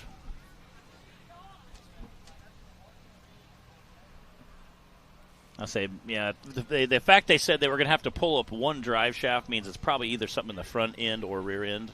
That or he broke a drive shaft, and the drive shaft's actually kind of wedged in there. That may be an issue. So, well, I see tires spinning now, and the good news is he's technically off the course now. Oh, they did? Okay. I know they were talking about it during the commercial break. So I use some of the stuff that's really easy to get to. Some buggies are a little bit more difficult to try to get things all pulled apart. So I know it's a little hard sometimes to get stuff pulled apart, taken apart. I've seen buggies where you had to pull the whole front end apart to take one of Timmy's buggies. I think it was Hellbent. You had to take the motor, you had to lift it in the air, pull the front axle, and pull the motor out through the bottom of the buggy. Yes. So. Again. That's what sometimes we know we've got these one-off builds. All of them are custom. And sometimes you're building done and then you realize that you could have made things a little easier to access. Yeah. And, hindsight is always 20/20, but I've definitely seen that over the years, too. Yeah, it's interesting. It's something, like I said, some of them real easy to work on, some a little bit harder. Well, we are thankful for our recovery experts and engineers that are out there helping Clayton out. It looks like the buggy is off the course. We're going to have to get our recovery vehicles reset and our personnel back into position before we send our next driver, but we are getting close. Maybe we can go ahead and take a look at our top 10 rundown and see where things are sitting right now. We've got just a few drivers left for course 1. Tim Cameron still in the lead with that 59, and then Nick Reich behind him with a 63.6. Wade Good following with a 63.7. That's just crazy. Cooper Bentley in 4th with a 68. Dan Bowman in 5th right now with a 71. Daniel Heckley coming in 6th. Jay Stewart sitting in 7th. Blake Harity sitting in 8th. Bubba Bacon sitting in 9th. And Chris Griggs rounding out our top 10. We've got, let's see, who do we still have to go? We've got Jesse Phillips, Dustin Medley, Jeremy Whited. I think that might be it. We got a couple couple question marks on here. We'll see if they end up coming to the line or not. That's Clayton coming down the hill now. Clayton and Dan Bowman. I can't remember. I think that's got Dana 80s in it, but I can't remember. What, Tyrant? Yeah. I can't remember. I'll have to look when I get up there. Again, it's a very big ring and pinion either way. Yeah, that's such a bummer for Clayton that happened after he made it up the Edelbrock edges. But that is racing. Well, you know what? We're just glad to see Clayton back out here. We're glad to see him healthy and whole again and healed up from last year's accident. And not just that, but back here in the driver's seat. That's something that just goes to show you how, not just how tough he is, but also the passion that drives all of the racers in this sport to be here, to be involved, to be competitive. Yeah. My buddy Austin Sterling just sent me a link for a Tina 60 ring and pinion. I'm like, yeah, you know what our next call is going to be. Stick that in the Amazon cart? Yeah, pretty much. If only, right? Pretty much.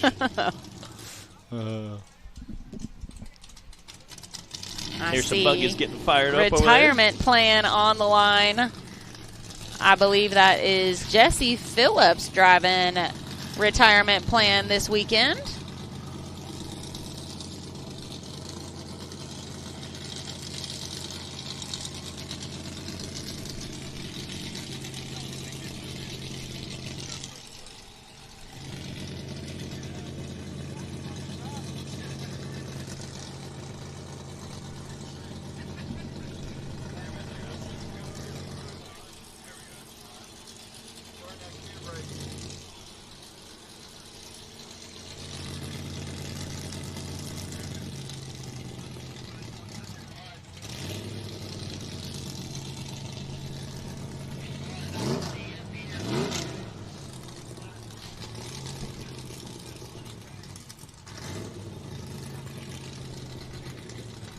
All right, sounds like we're getting the course clear. See Clyde checking everything.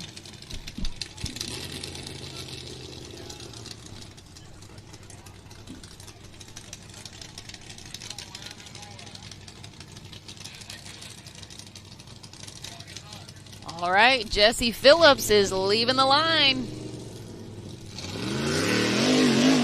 Here we go. We saw Jesse in the outplayed buggy race in our first two events this year, so I don't know if he's raced retirement plan before. Yeah. No. Or if this is his first time in there.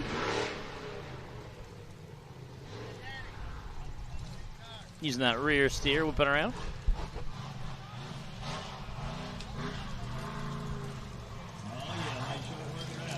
Jesse was in the UTV class last season. This is his first season racing in the bouncer class.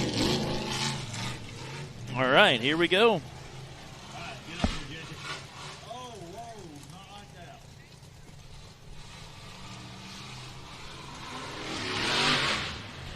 Again, I think by course 2, this is either going to be figured out or it's going to be a lot easier. Or flattened out. Yeah, just because of all the guys kind of whittling it away down. Nice. Good job, Jesse. I see Kenneth Cozine over there. Watching with Clyde. They were chatting about the line. How did Kenneth do with it? He did pretty well? Kenneth was our first driver. Yeah. Being the first today, guy is always kind of getting out there. Yeah, he had to feel out the Edelbrock edges a little bit before he got his rhythm on them. But, yeah, he got through the finish line. Oh, and it sounds like Jesse missed his turn at the top of the hill. So he's having to back up and make a course correction here. Yeah, I know the Avenger had a backup camera. I think that's something we're going to add to the hyperactive buggy in the near future. Yeah, those are handy. It is. You're on course and you can't see anything strapped in. Yes. Even in the woods at nighttime, it's really handy. Kick the reverse lights on and kind of lighten up so you can see where you're going. Nice run from Jesse Phillips. That's a 1:11.454. All right, we got Dustin Medley on the line. many seasons has Gold Rush been around now, man? It's been wow. It's been a while at this point. Yeah. This is the Gold Rush 6? Reclaimed, built by Reject Fab. The first one was initially built by Busted Knuckle Offroad. So this buggy, I think, has been around 4 years, 3 years. Maybe it's been around 4 years in race 3. I know Shane was the one originally had it built.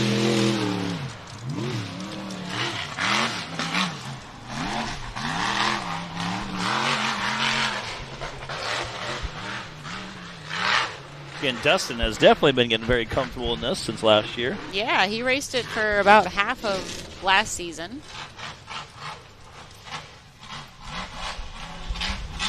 Also started out in the UTV class with us.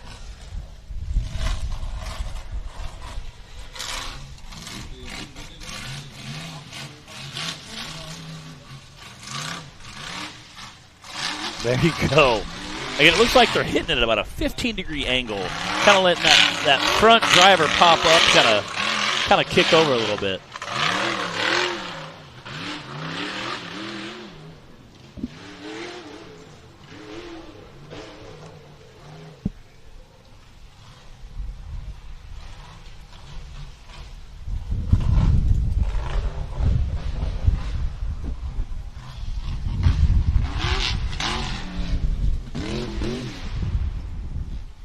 Nice smooth run. Let's see what that time's going to be.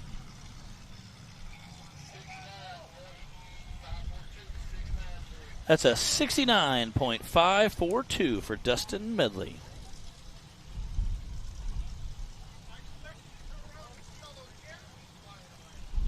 I think that's a 4th place time right now on course 1.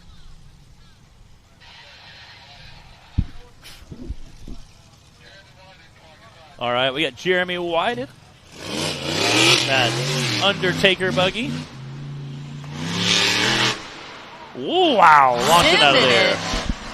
Independent front, independent rear. It was a super independent rear at Windrock. Yeah. Yes, it was independent from the buggy. Come on, Jeremy. He's definitely got the big This buggy originally owned by Randall Key.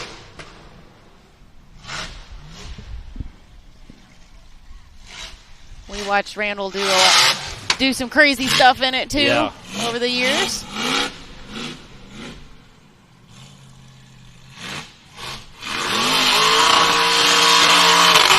There we go. Letting it eat. Just burning it down.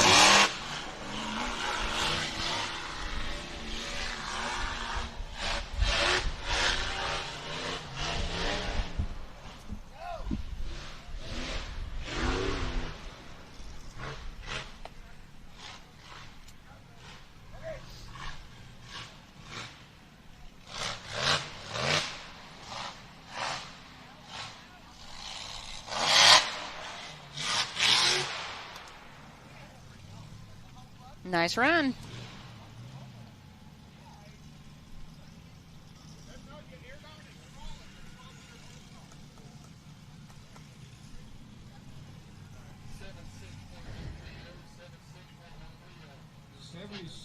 $76.130 for Jeremy Whited.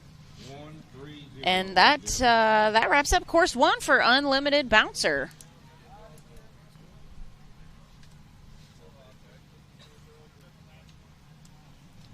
We're going to take a look at our top 10 in just a second.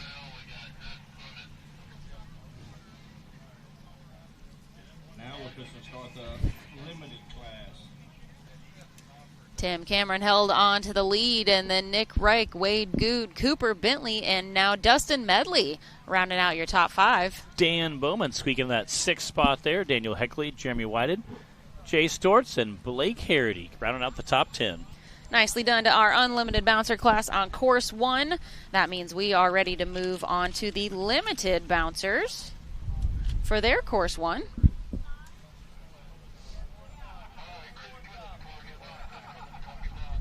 This is Chris Clements starting things off for us. Chris Clements on the line. That's 6-9. There we go.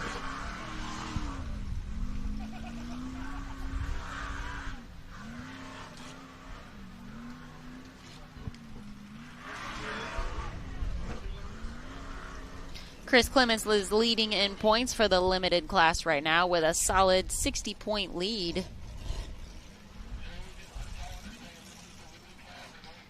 He had a third-place finish at our last event at Wildcat.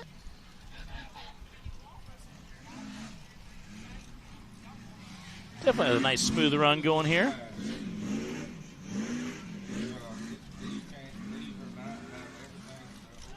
Whoa! Dang it. Wait. Come on, there we Oh, go! nice save. Awesome. I love it. I loved it. Just barely keeping it up and just roll back onto his wheels. That is awesome. He might be questioning his life choices right now. He's I don't like, know. See what happened was. Probably looking at all his gauges, making sure everything's okay.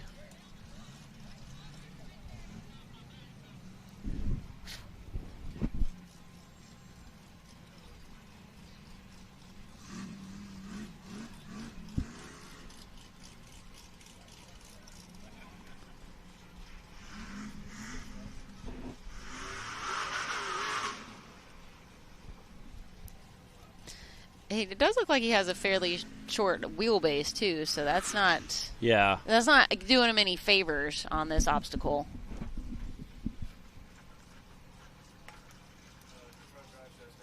Dang it. Oh, and that front drive shaft hanging down. That's definitely not doing any favors.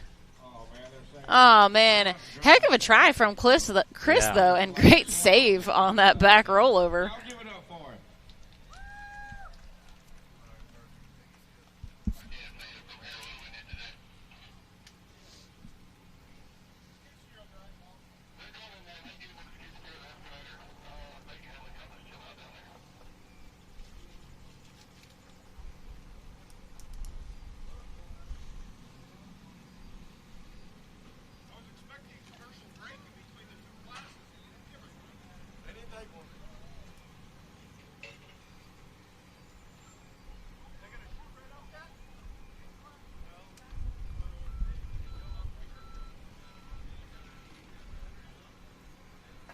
Yeah, usually on something like that, you can almost immediately tell if the front end's not pulling.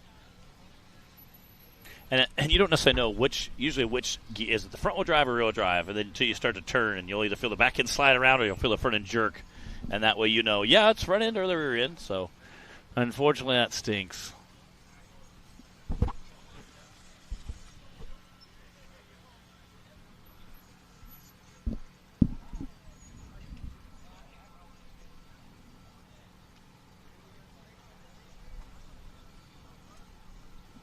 Luckily, he's down at the bottom of the course, so that makes recovery a little bit easier. We're getting our skid steer in place, I think. Or maybe, what are they rolling over here?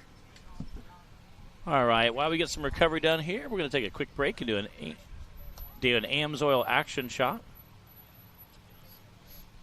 Let's check it out. That was a backflip definitely worthy of taking a second look at here.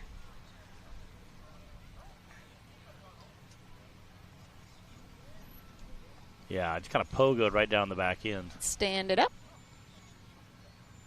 Chris had a nice view of the dirt. Yeah. and was able to pull it back down. Nice save.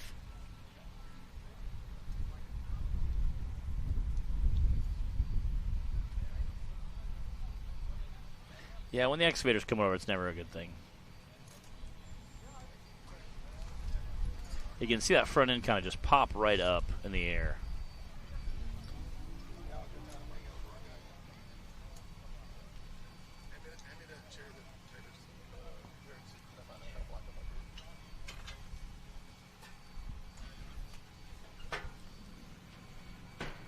And luckily, he was smart enough to kind of gas it, pull it down. All right, I'm sorry. I guess I'm going to break your camera.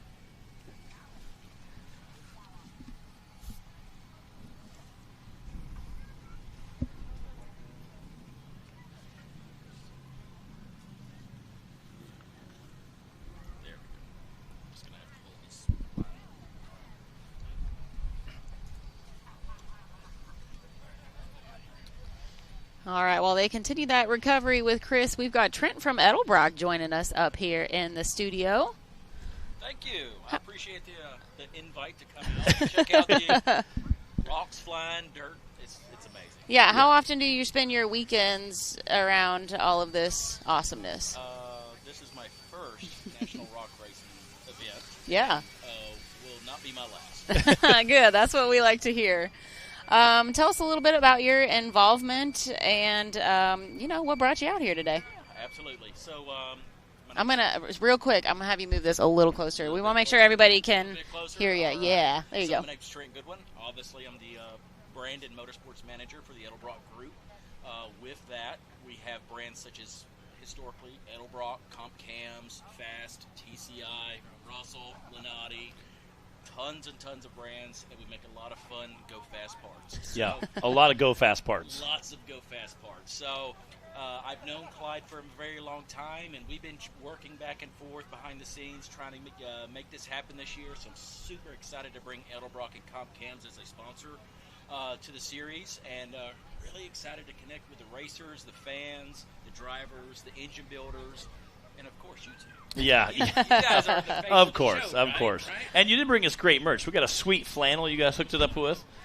So they got some more cool stuff in the works. Yeah, got some other apparel that they'll be representing. Well, you'll soon learn that the way to Matt's heart is through either snacks or swag. Yeah, he accepts either one. He loves. I call it stickers or Snickers. Bring one of them to Matt, and he'll be your Yeah. best friend And we're for good. life. Yeah. So, but yeah, super excited to be here. Literally putting feet on the ground and getting some good rapport with the drivers, seeing where there's some opportunities for us to help them, advance our products and make them more reliable and more durable for these guys. That's one great thing about our company is almost everything's made here in the States. We have That's awesome. Love that. all over the country. Yeah. From California to South Carolina, all the way up to Michigan, down to Mississippi. We're covered, and we keep pushing the envelope. And these drivers make us push our envelope. They push it first, and then I like you said durability, because that's a huge factor out here. Well, we are super excited to have you guys on board this season as well. And since this is your first NRRA event, is there anything that has surprised you about it so far, or maybe that you didn't expect, or what's been your favorite thing? All of it's amazing, but really seeing, obviously, we really do cater well to, the full chassis rock bouncers, but seeing the UTV market and the family environment that is really pulling into these series, not to mention the kid of buggy here. I am so excited to see these kids rip this track. And they take their race program very serious. So the family aspect of this event and this series, as well as with the off-road community, is amazing. And again, talking about that off-road community this morning during the drivers' meeting, you kind of talked about some things you guys are working on for the future. What can we look to see in the future coming out of the Edelbrock Group? I can't. Oh, come on! But there's all good things. All good things. A lot of good things coming in the future. The good things that I can't talk about, but we'll see what we can get finished up and wrapped up by SEMA and PRI this year. Oh, there you go. Again, SEMA is a great thing. PRI, again, that racing show is very awesome. Yep, and both of those trade shows are getting more and more off-road adapted. They're really grabbing these series and actually showcasing them. It ain't just show cars. Yeah. They're really looking at all these other avenues of performance, and you guys fit the bill. It's great. Heck yeah. And again, like I said, we definitely, as Bree said, we definitely appreciate that durability level out here. I'm sorry about your truck. Yeah, it happens. It happens. I don't make drive shafts or pinions. I'm sorry. Yeah, we broke a drive shaft last week, got them all sturdied up, made them strong, and then broke a pinion this week. But again, that's racing. That's racing. If I made it, I'd fix it. Yeah, I appreciate it. Definitely good. And we're so glad you got to come out with us, hang out with us. And again, we appreciate the Edelbrock Group and all doing for our race series as well as the sport of off-road in general. So we appreciate you hopping up with us. Thank you so much, Trent. Absolutely. I appreciate it. Heck yeah. Thanks, Trent. All right. It sounds like we got another driver sitting on that race line starting gate.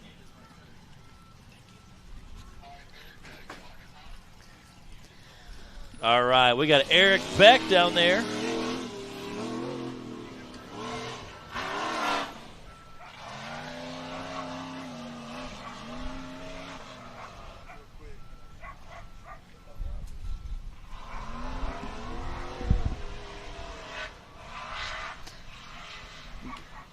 Eric, looks like Eric took a little bit of a bounce there at the beginning, but got it back on course.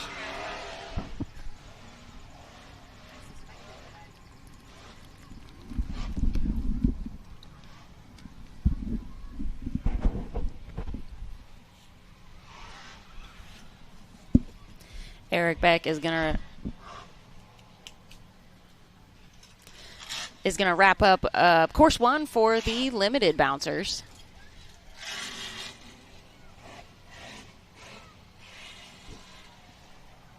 See what Eric's going to do here.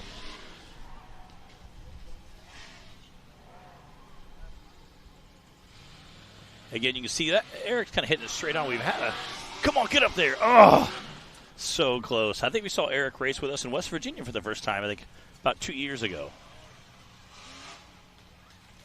He finished second place at our last event at Wildcat and is coming into the weekend third in points for the limited class.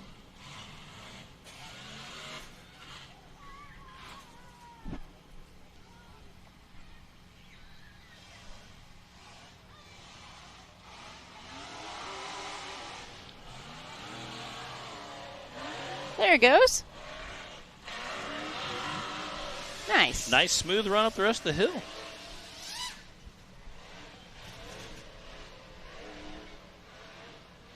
There we go.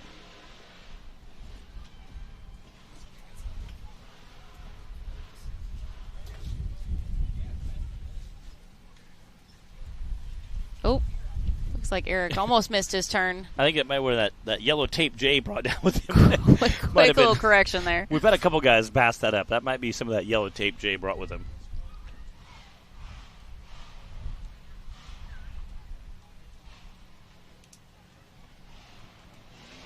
All right, there we go.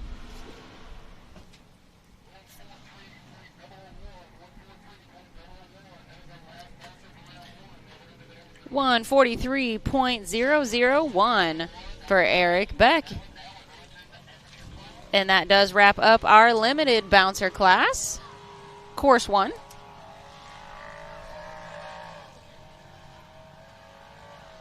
And before we kick off with our UTV teen class, we are going to take a quick break, and then we'll be back to start sending them off the line.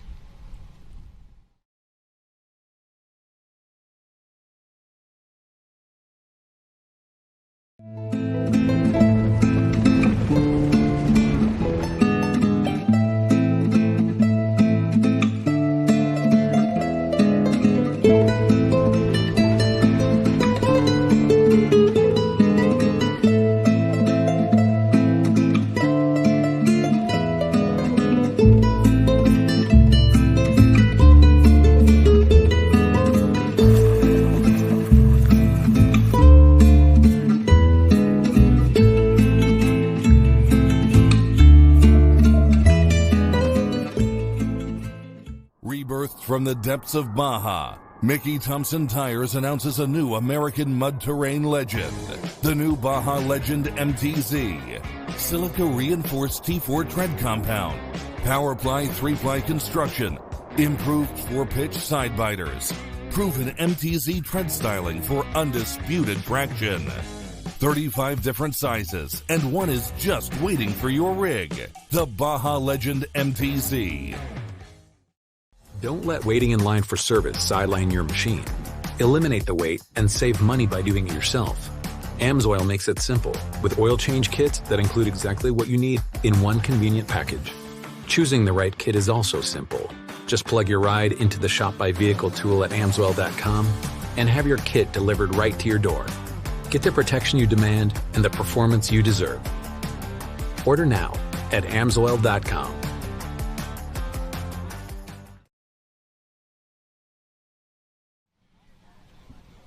All right, welcome back. We're going to kick off our amateur teen class.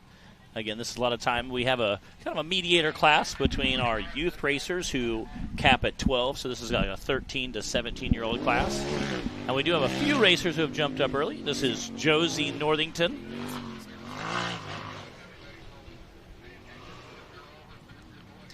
Josie had a second-place finish at our last race at Wildcat and is coming into the weekend second in points right now. 11 points behind our leader, Ramsey Trainer.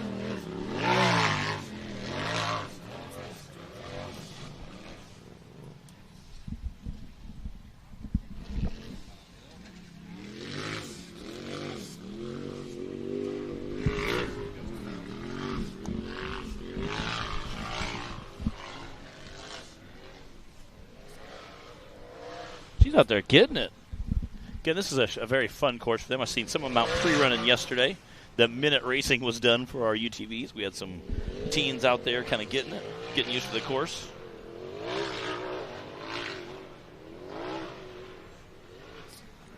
The Northingtons come out of Benton, Kentucky to race with us. This is Josie's second season. She came in about halfway through last year. Her first race was at Fiddler's Bend in Oklahoma. Her brother Jace Northington also racing. Pretty sure they call their race program Sibling Rivalry. Yeah. Which sounds appropriate. I saw their shirts this morning, and I really like them. It's very cool. Had their sponsor in the back. And then on giant letters, it talked about that sibling rivalry. 94.885 for Josie Northington.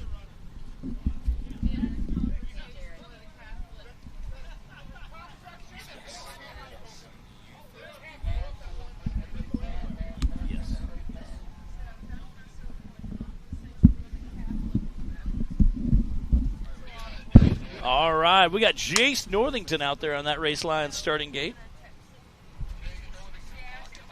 Clock is hot.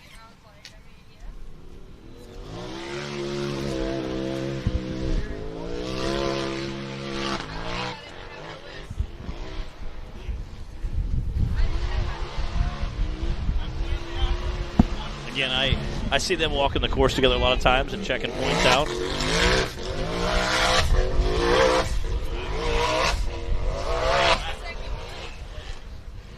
Jace is definitely doing a lot of tons of racing. It's very great to see him out.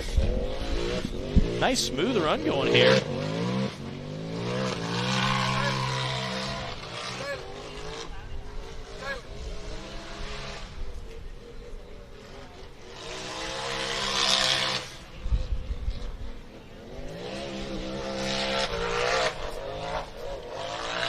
He's getting it right there. Getting a nice smooth run going here. No pressure, of course, that Jace is going right after Josie. Yeah.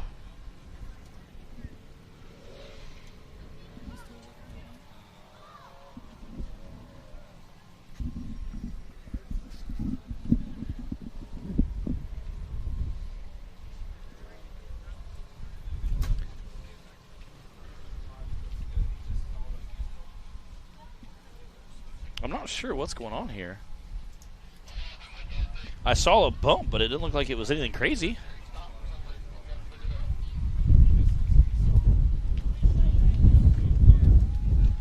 A window that's coming down. Dang it. Okay. Sounds like you might have broken axle. Man. Bummer.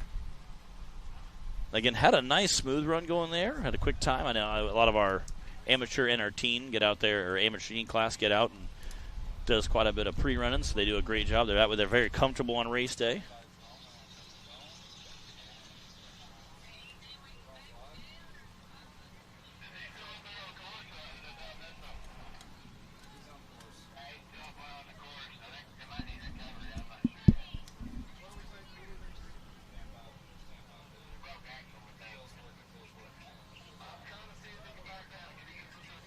All right, we've got our recovery folks on the scene assessing, trying to see if he's going to be able to back down himself or not, or if we need to send up a recovery vehicle.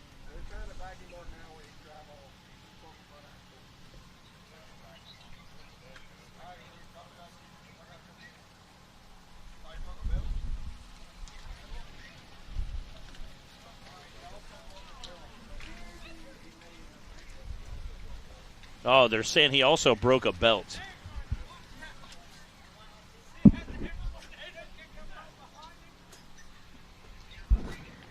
Yeah, breaking a belt will definitely decrease your speed in the UTV.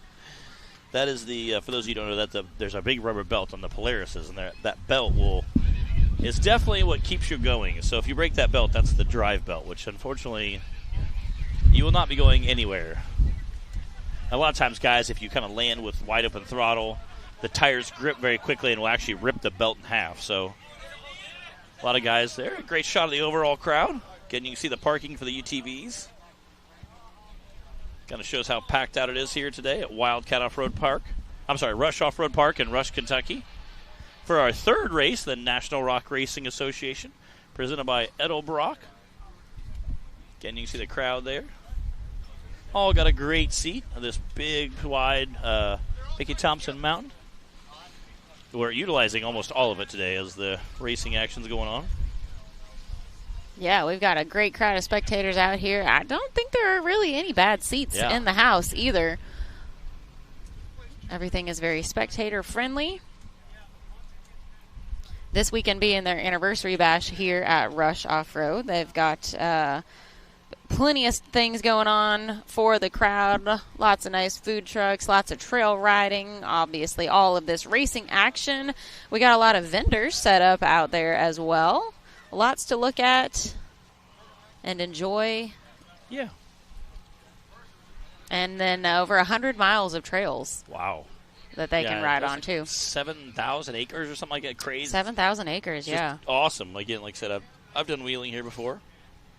Did you end up going out last night? We did not. We goofed around here with some of the other drivers, and Clayton Smith goofed around with us. We kind of hung around the pits for a little while, and then had to do a little quits. Work on the interwebs, and then since it was a school night. Yeah, pretty much. Yeah, it really is. This is like a school night for us.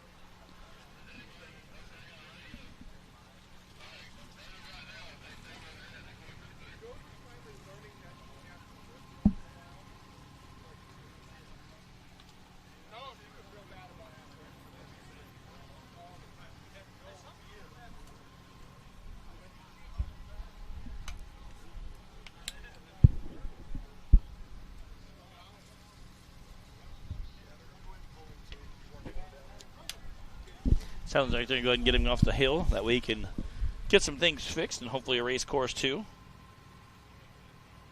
And there's nothing worse than having a DNF on course 1 and not being able to race course 2. Oh, I know. Especially after all the travel that goes into a race weekend, not to mention all the prep time and, loading everything, fixing stuff. Rising diesel fuel costs. Rising fuel costs. Yeah. Yeah, you want to be able to get as much racing time as you possibly can once you actually get here.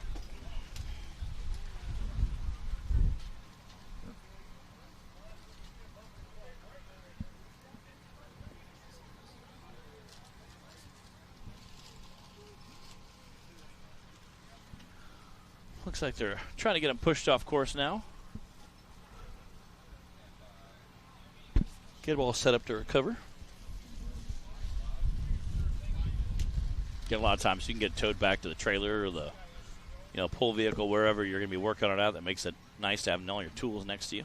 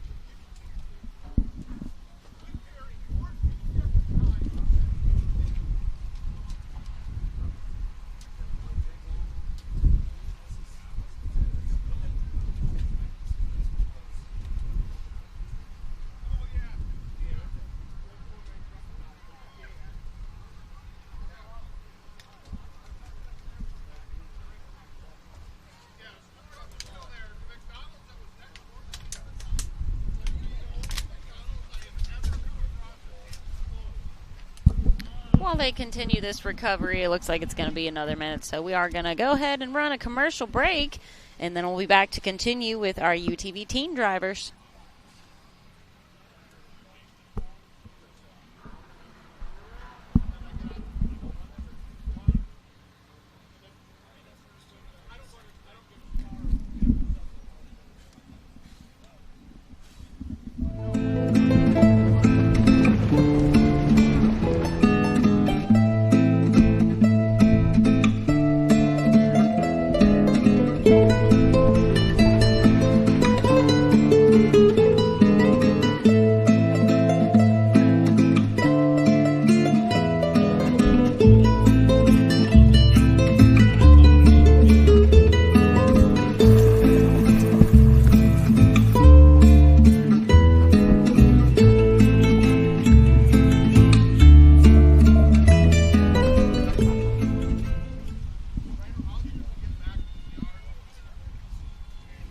All right, we're back.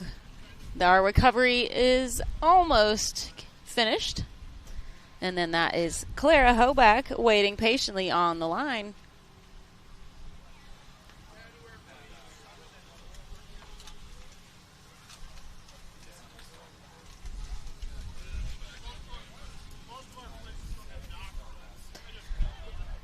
All right, we are ready to keep rolling.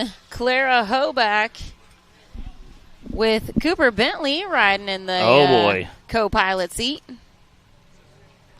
don't know if that makes it better or worse. He'd be like, you can do it, go. Getting Clara bumped up this season to race in our teen class. Yeah, Clara's just 10 years old. She could have stayed in the youth class, but decided she was ready for the challenge of the youth class and a full-size UTV. She had a little bit of nerves this morning, so she came and did some pre-running. Okay. I think Brantley Havens rode with her on the pre-running. Maybe it was Cooper. She's got Cooper in there with her right now.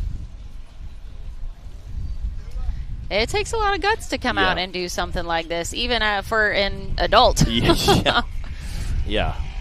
We were in my dad's Honda riding on this morning, and this is a rough course. Yeah, I mean, these are some big hills that we're racing on, and it doesn't always look like that on your screen, so y'all just have to just trust us if you've never been able to make it to a race in person and see what we're talking about.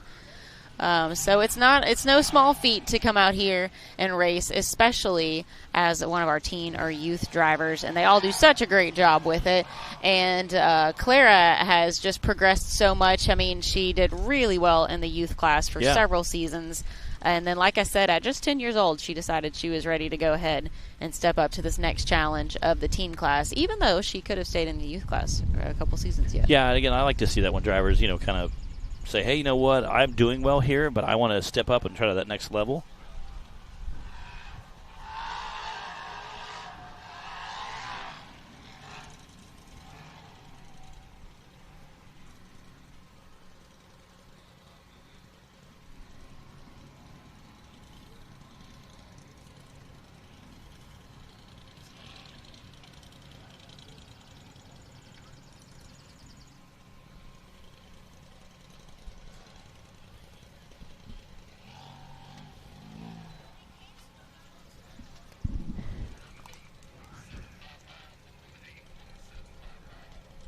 .755 for Clara Hoback.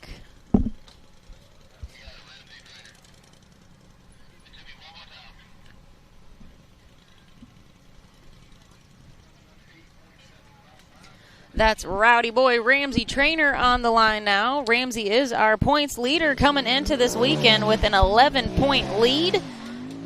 Also has some sweet new merch he was showing off this morning. Got a bobblehead of him on the back of his jacket. Very, very cool. I'm sure we'll see some more merch coming our way, Bree.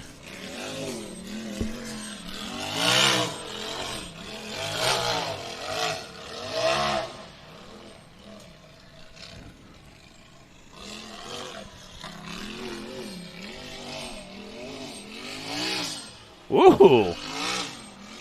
Jumping up that little ledge there. Ramsey, another one of our teen drivers that started out in the youth class. He had several awesome seasons there and decided he also was ready for the challenge of the teen class in a full-size UTV. And is leading in points now.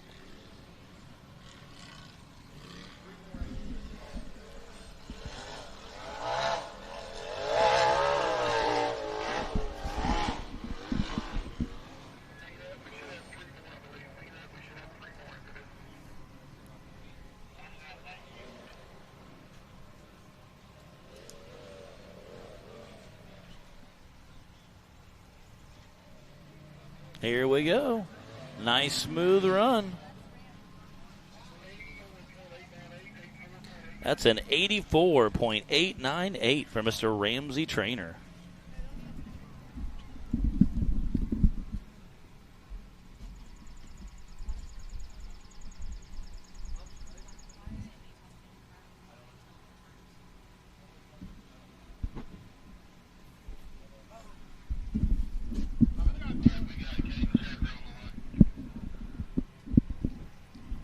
Caden Schaefer on the line now.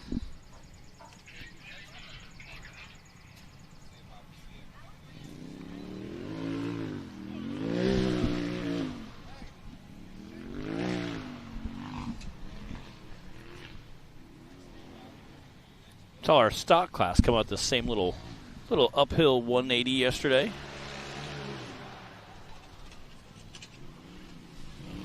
Caden and his dad, Derek Schaefer, they come out of Ohio to race with us.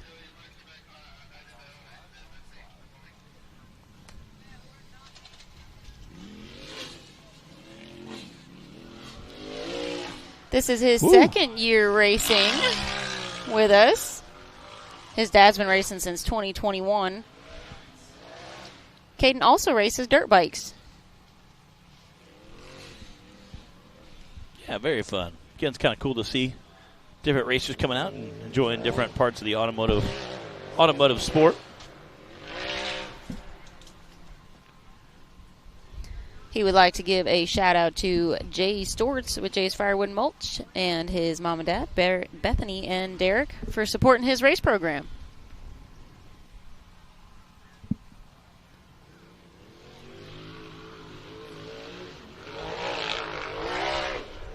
Ooh, a little squirrely there.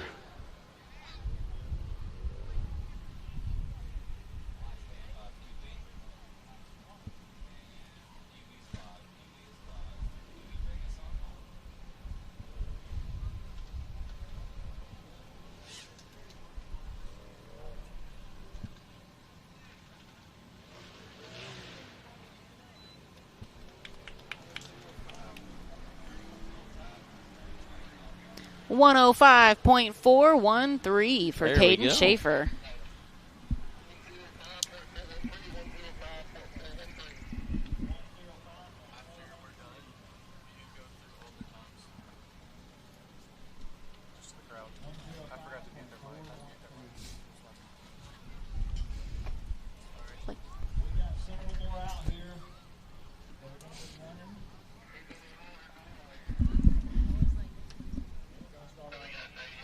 All right, we got Sadie Ellison out there on that race line starting gate.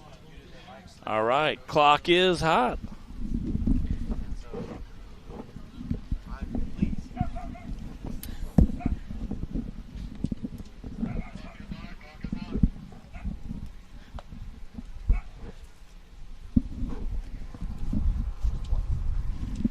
All right, clock is hot for Sadie Ellison. Here she goes. Getting that Ellison crew racing, doing tons of stuff with us this weekend. It's always great to see them out having fun. And as always, a family that races together stays together. That's right. Yeah, we'll be seeing her younger brother, Nathan Ellison, racing in the youth class. And then usually we've got Cohen Ellison out here, older brother Cohen Ellison, racing in the stock class. He had a stunt driver this weekend. But, yeah, usually we see all three of the Ellison kids out here.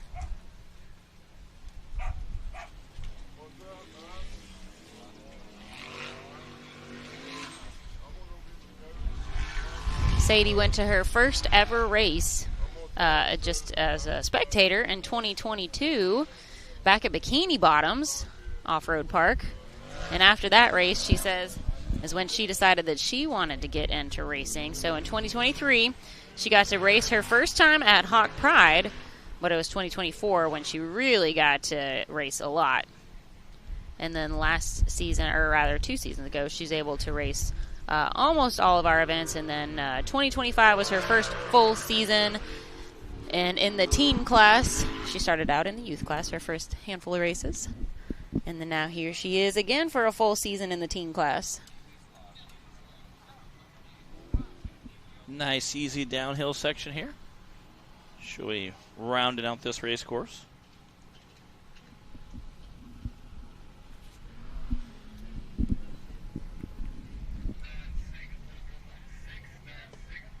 That's a 96.116 for Sadie Ellison. And that is a second place time right now. Ooh. That's a third place time. Ramsey Trainer's in the lead with an 84, and then we've got Josie Northington with a 94, and Sadie Ellison with a 96. We've got Maddie Darnell on the line, and I think she's going to wrap up course 1. She should be our last one in this class.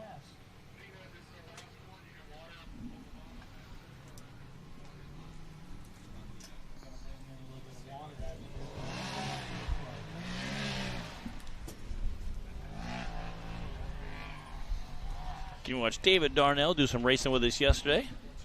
Again, part of that Darnell Racing family.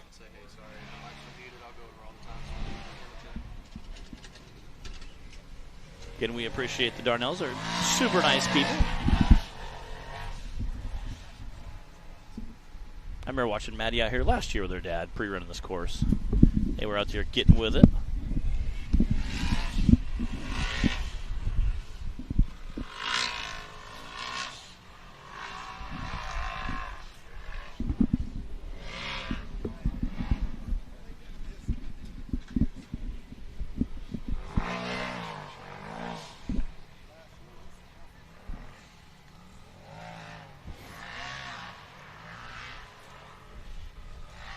Maddie Darnell, another one of our Kentucky natives coming out of Owensboro to race with us. This is her second year racing. Her dad got her into it after she watched him race, David Darnell, race for a season, and she thought it looked fun. And she says, from the infinite hours my dad would watch people riding or racing in the shop on YouTube, then when she heard that we'd have a teen class, that was her sign. She said, to get involved. I can do that. Yep, and she sure can. She is making her way to the finish line, and there it is. 9:0.345, a great run from Maddie Darnell.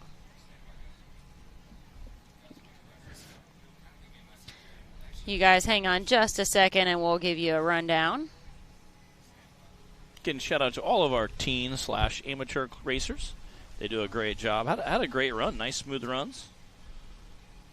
Again, bummer for Jace having some breakage there, but hopefully get it put back together. We do hate to see that.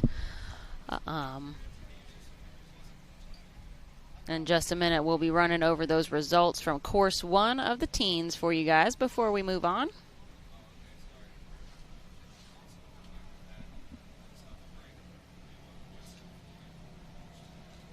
All right. Sounds like we're going to take a quick commercial break, and we'll... Okay.